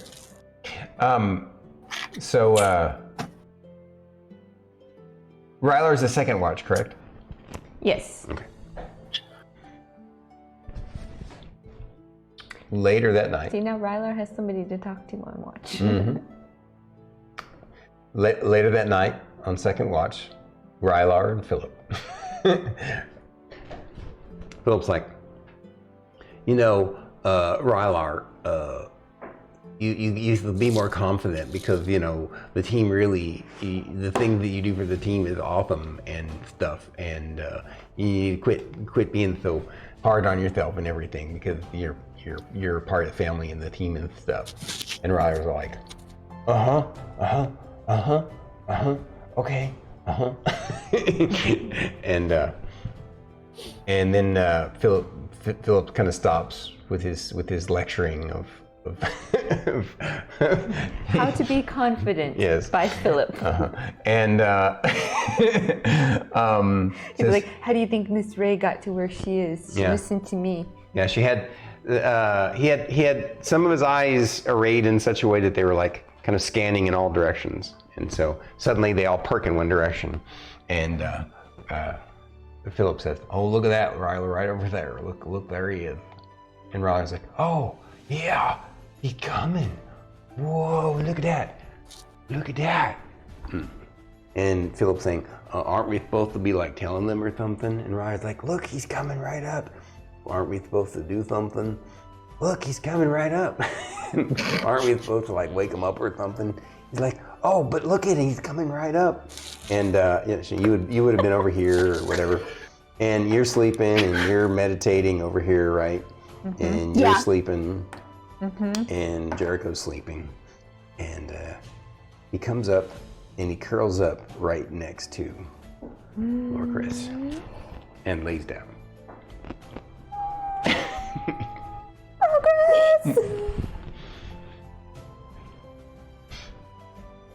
I'm not crying. There's something in I'm not crying, just crying. Yeah, these glasses got in my eyes. These glasses got in my eyes. dust. It's dust, I swear. It's forced. Yeah. And Does that wake me up at all? no, he does. He gets right next to you, but not He gets like close. where he's actually touching you. Just kind of like just enough to feel your body warmth, and you're sleeping, so you don't even really notice it. And Rylar and Philip look at each other, and Philip's like, hey, Rylar, I know you're not the brightest bulb and stuff, but you should probably wake somebody. And Rylar's like, I may not be a smart man, but you can wake her up too.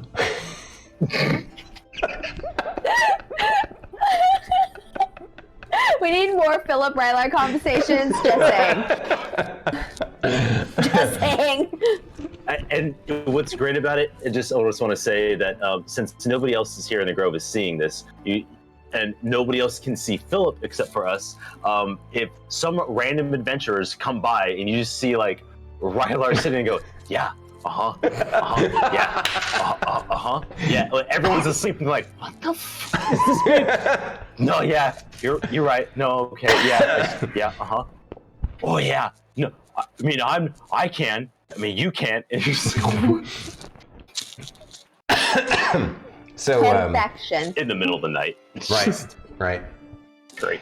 And then so Rylar says, well, but if we waked him up, then it might mess things up. Maybe we should just like let it play out. And Philip says, you may not be a smart man, but you're pretty wise sometimes. And Rylar says, well, thank you. And so they don't do anything. But when it's time for the watch to change, that's going to be Fern's watch. So Rylar is just busy, he's wide awake watching the wolf. Sketching this. Yeah, he is. He's sketching the scene, right, exactly. And Philip, Fern, you feel, you're asleep, you're meditating over there, and yeah, he can get, well, no, I guess. No, 10 feet. Yeah, it's too far away. Yeah. It's close to your end of your meditation, and you hear, not far from your head, you hear a psst. Psst. Yeah? Yeah? I'm...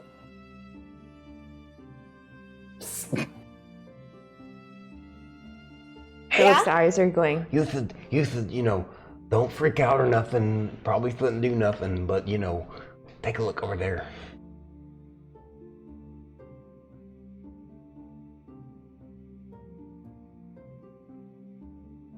That's so cute.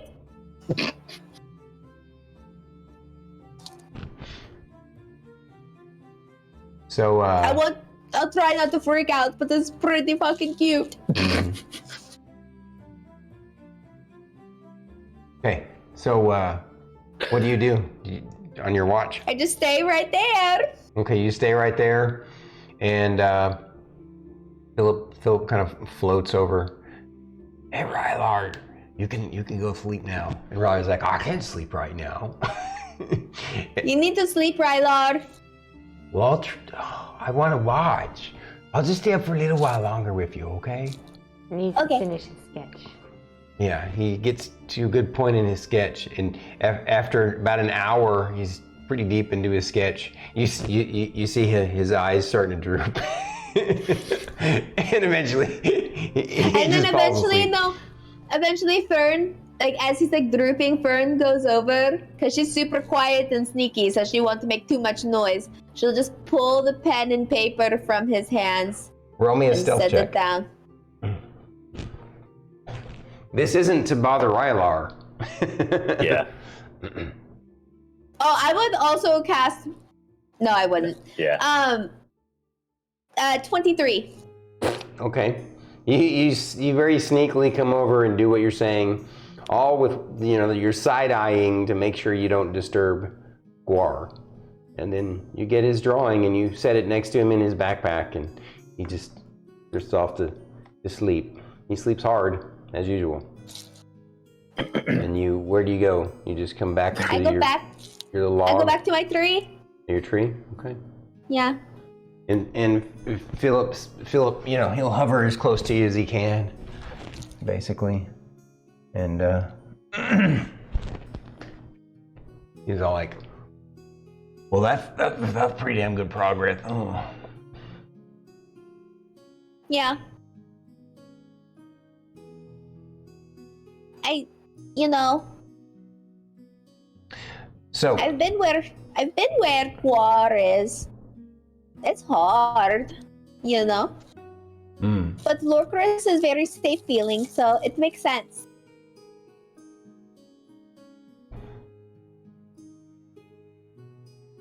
Well, that, and you know, wasn't the Jericho thing something about the whole kind of pack leader male bonding kind of instinct they have? Yeah, but Lorkris definitely has that strong, you know, safe feeling to him, you know? Yeah, I definitely see that. Why do you think I'm always rooting him on during battles and stuff? Oh, absolutely. I never questioned. Never once. So, would you guys like, it's a little later than I had thought. Did you want to continue the role play, or would you like me to you know, go into exposition mode and tell you how this all plays out? Exposition mode. You good too? Yes. Okay. Yeah. I gotta know what happens. In the morning, you know, so throughout each watch, you all let each person know not to disturb what's going on. And of course, Lorkris is the last watch, right? No, I'm the last. It was the first watch. He was the first watch, right, right. Yeah, and so you know, of course, Emillynn Ray's like, yeah, I don't want to mess with this. And so in the morning, Lorkris is shocked to wake up next to Guwar. Direwolf next to you. Yeah, and Guwar himself wakes up and is shocked that he woke up next to you. And his first instinct is to run away. He gets up and runs over here, but then he kind of stops himself. And he like looks back at you guys as you're all getting up. And this time you can't help yourselves. There's no helping yourselves. You're all looking right at him. And he's looking at you guys like, that just happened. I just fell asleep next to Lorkris. And Jericho puts his hands out like this and looks down at the ground, kind of, you know. And he said, and he just says, Guwar, you know, you're amongst friends, no, family. This is your real pack here. You don't have to be afraid anymore. You can come right over here. And he gingerly walks over to you guys and sniffs at Lorkris. Sniffs at him. Yeah, I'll kneel down, put my hand out. When you kneel down, he kind of jerks back a little bit. But then he sees you're not being threatening. You put your hand out. He comes over and sniffs it and gives it a little lick. I'll go to scratch under the chin, not going over the top of the head. You know, that's a no-no yet. But kind of give him a little, you know. His tail wags, and he comes and plops down and sits down. Well, actually, he doesn't plop down. He sits down on, the not the Sphinx style pose, but like sitting, standing, where the hind legs are down, and he's just Yeah. So he's just like kind of proper looking at you guys, and of course his eyes. Every time he makes eye contact with the ladies, he kind of averts his eyes a little bit, and Rylar pulls out of his backpack. Guys, I kind of stashed a half of a pie. I thought this might happen, so I thought it'd be a good idea to stash half a pie. You're so smart, Rylar. You're the smartest person I know. He's all like, but he hands you guys pie, the pie to give him, and you guys feed him, and he throughout the rest of the morning, you guys end up, Lorkris and Jericho and Rylar feed him, and you get to a point where Lorkris and Guwar are playing together in the field, and even a little bit of light roughhousing. You can tell he's being super ginger though, like not even close to hurting you in any way. But you can tell by the look in his eyes when he looks at the ladies. It's not a look of anger or frustration or he just feels sad and guilty. But he's also got this love that he's just pulling him, like he wants to be with you guys. But by the time all is done, you guys have conversations with Jericho, with him there listening, and Fern, you speak to him, you let him know how much you care, how much you love him, and so does Emillynn. Sorry, your other characters. Everybody lets him know, and by the time all is done, Jericho's amazed at how much progress you made in such a short time, and he's not surprised though. But you end up having a long, deep conversation, and he stays with you guys throughout the night, and then into the next day, and you even have another more deeper, fulfilling conversation briefly with Mr. Jocko through the walkie-talkie. The walkie-talkie stones. And I mean, obviously, there's only so much you can do with a certain number of characters, but at any rate, he doesn't let the ladies touch him yet. But if they lay food down for him, he will go get it. He does get to a point where he can play and be touched by Jericho and Lorkris. Not quite Rylar yet either. This is the complete opposite of when he joined us the first time. Mm-hmm. It is. And Lorkris, you feel bonded to it in a way that you had not, to Guwar in a way that you hadn't before, and vice versa. And it was so hard to keep a poker face earlier tonight when you guys were talking about, because this is exactly what I had been planning for. You get a puppy! So Guwar is still in this. I thought that went over my head like so fast. Here's your puppy! I was like, what are you talking about? I was like, what are you saying? Go back to what Lorkris said earlier.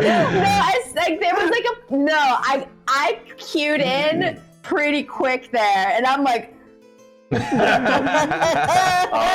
Lorkris, much like Fate, oblivious for most of that till the very end. Mm-hmm, mm-hmm. When it finally hit you. Yep. So what's happened is, because of the trauma and PTSD and his own kind of internal psychological blocks, he is stuck in this form. Between now and next week, I'm going to send you his stat block.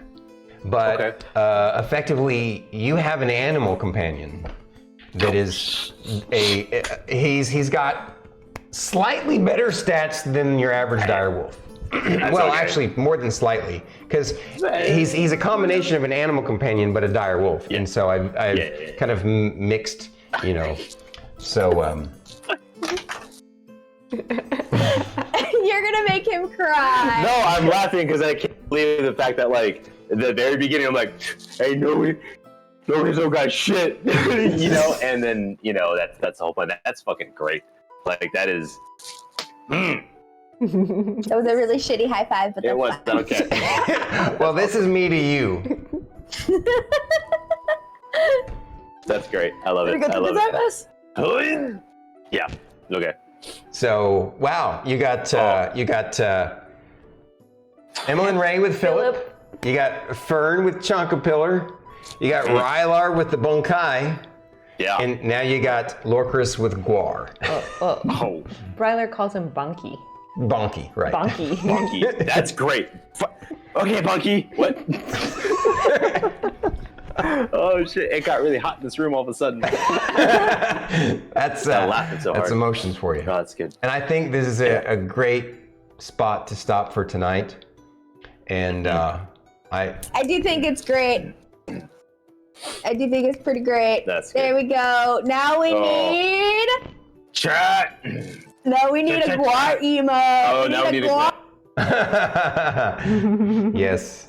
And was Bonky Banana Tom here for? Because I know it's still super late for him. Well, like I don't know. 4 in the morning. Banana Tom. He's here.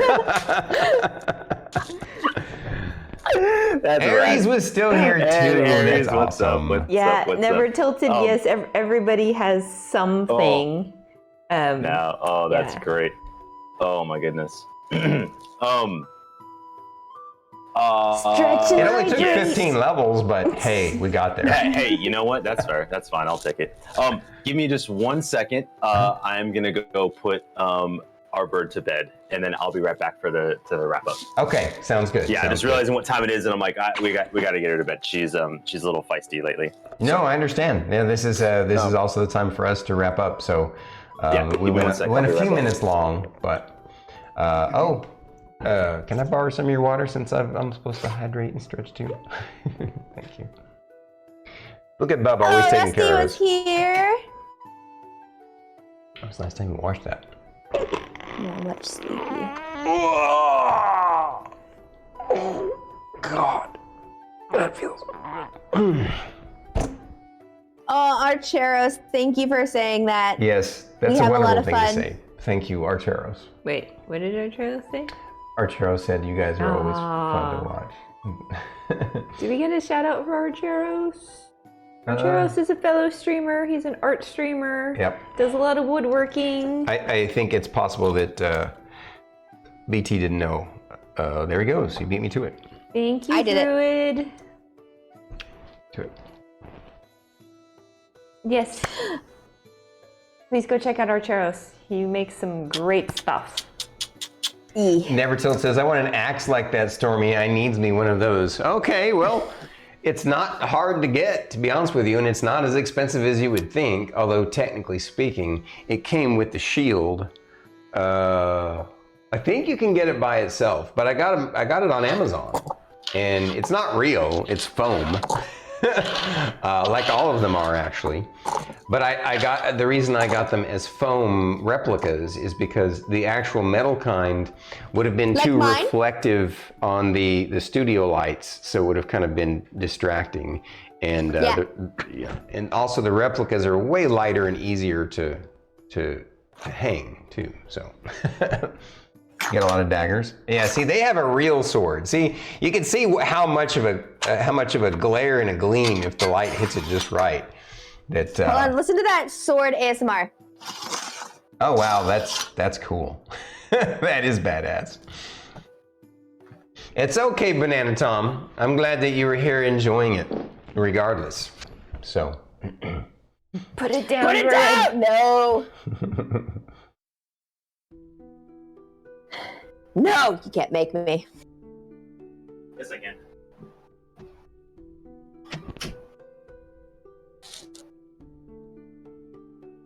Anyways, How do you feel about having a puppy now? You have a dog companion. Little precious baby Guwar. That's cool. No, that's super cool. I'm excited. So like we're just gonna like take him with us? Like they're super bonded now? Yeah, so you end like... up discussing that Jericho believes that he going back to Misty City is not an option, and that he really needs to stay with his pack. And it's not that what he went through with him was a failure. It was more they ended up understanding what his needs and limitations are. And the other thing is he thinks the only way he's ever going to get past this trauma, this PTSD that has him stuck in this form, is through experience with you guys. You're gonna have to help him build his confidence back up, that he's not going to harm somebody that he cares about again. And the only way he can do that is to be with the people he cares about most. Confidence building by Philip 101. Yes. I was before we got to this point, there was a part of me that was thinking, if we can't get much further here, going back to Misty City is not a good idea. And I was gonna see if Guwar would be willing to, for the meantime, protect the Grove. Yep. And then be the guardian of the Grove. Yep. Yeah. You know what I mean? Like give him a purpose, and show him that we come back and try to come back as often as possible to kind of work on that puppy power. Okay, Scrappy Doo.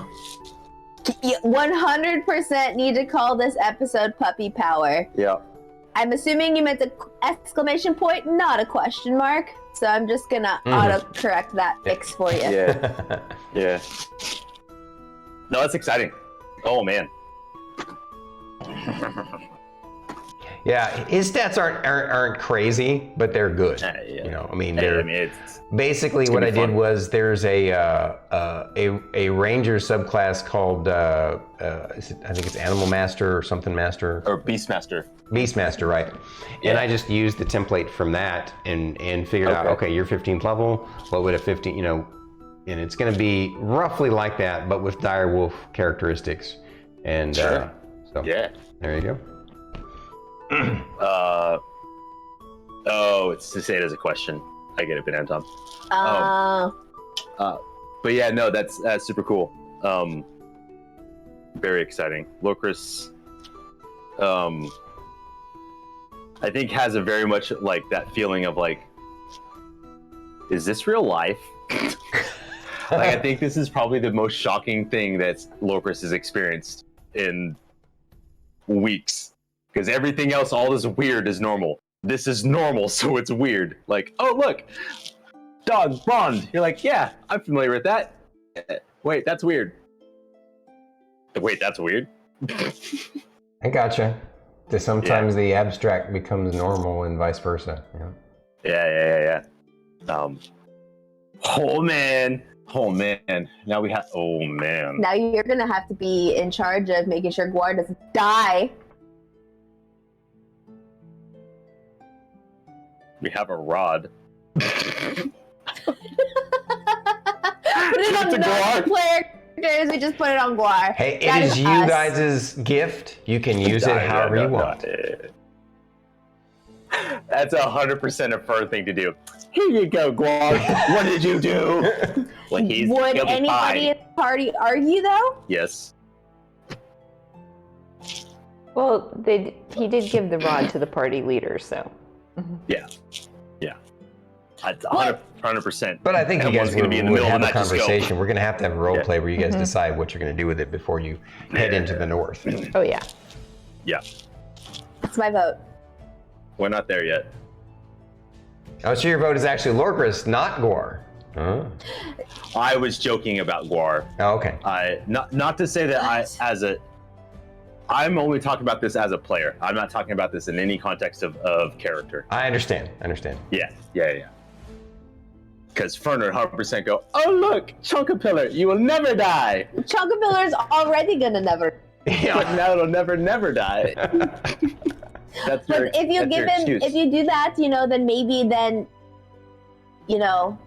Chocolate Pillar could die then. So Because we like double Yeah, negatives. whatever. you can't have it cancel out or something? I don't think it works that Yeah. way, but I gotcha. That's funny Well. logic. It does now. No. All right. Well, guys, what a it's great been episode. an honor and a pleasure fun. this wonderful evening to have this adventure with you guys once again. It has been a great Saturday. Guys, please go support Extirpate Fate and Druid IRL, fellow streamers, links below. This experience would not exist without them, and it will not exist without them. So, Thank you. um, Likewise. Likewise. Could not exist without either of you as well. we Love you guys. appreciate you guys so Yeah. much. We'll wrap up now. Be sure to check Lorkris's Fate's stream tomorrow. Yes, no, don't listen to Aries. Aries is a liar. Aries is a liar. That what he's saying is that means you have to go do that to him. Liars. It's a liar. Anyway. Good night, Good night, everybody. Good night, everybody. Good night, everybody. Bye. Thank you for joining. Have If you're a good watching one. on YouTube, don't forget to like and subscribe. Yes, Comment down please. below Oh, yeah. Thank what you you. thought about YouTube this, people. this episode. Thank you. I always forget that part. Yeah. Okay. Good night, guys. Goodbye. Goodbye. Goodbye. Goodbye.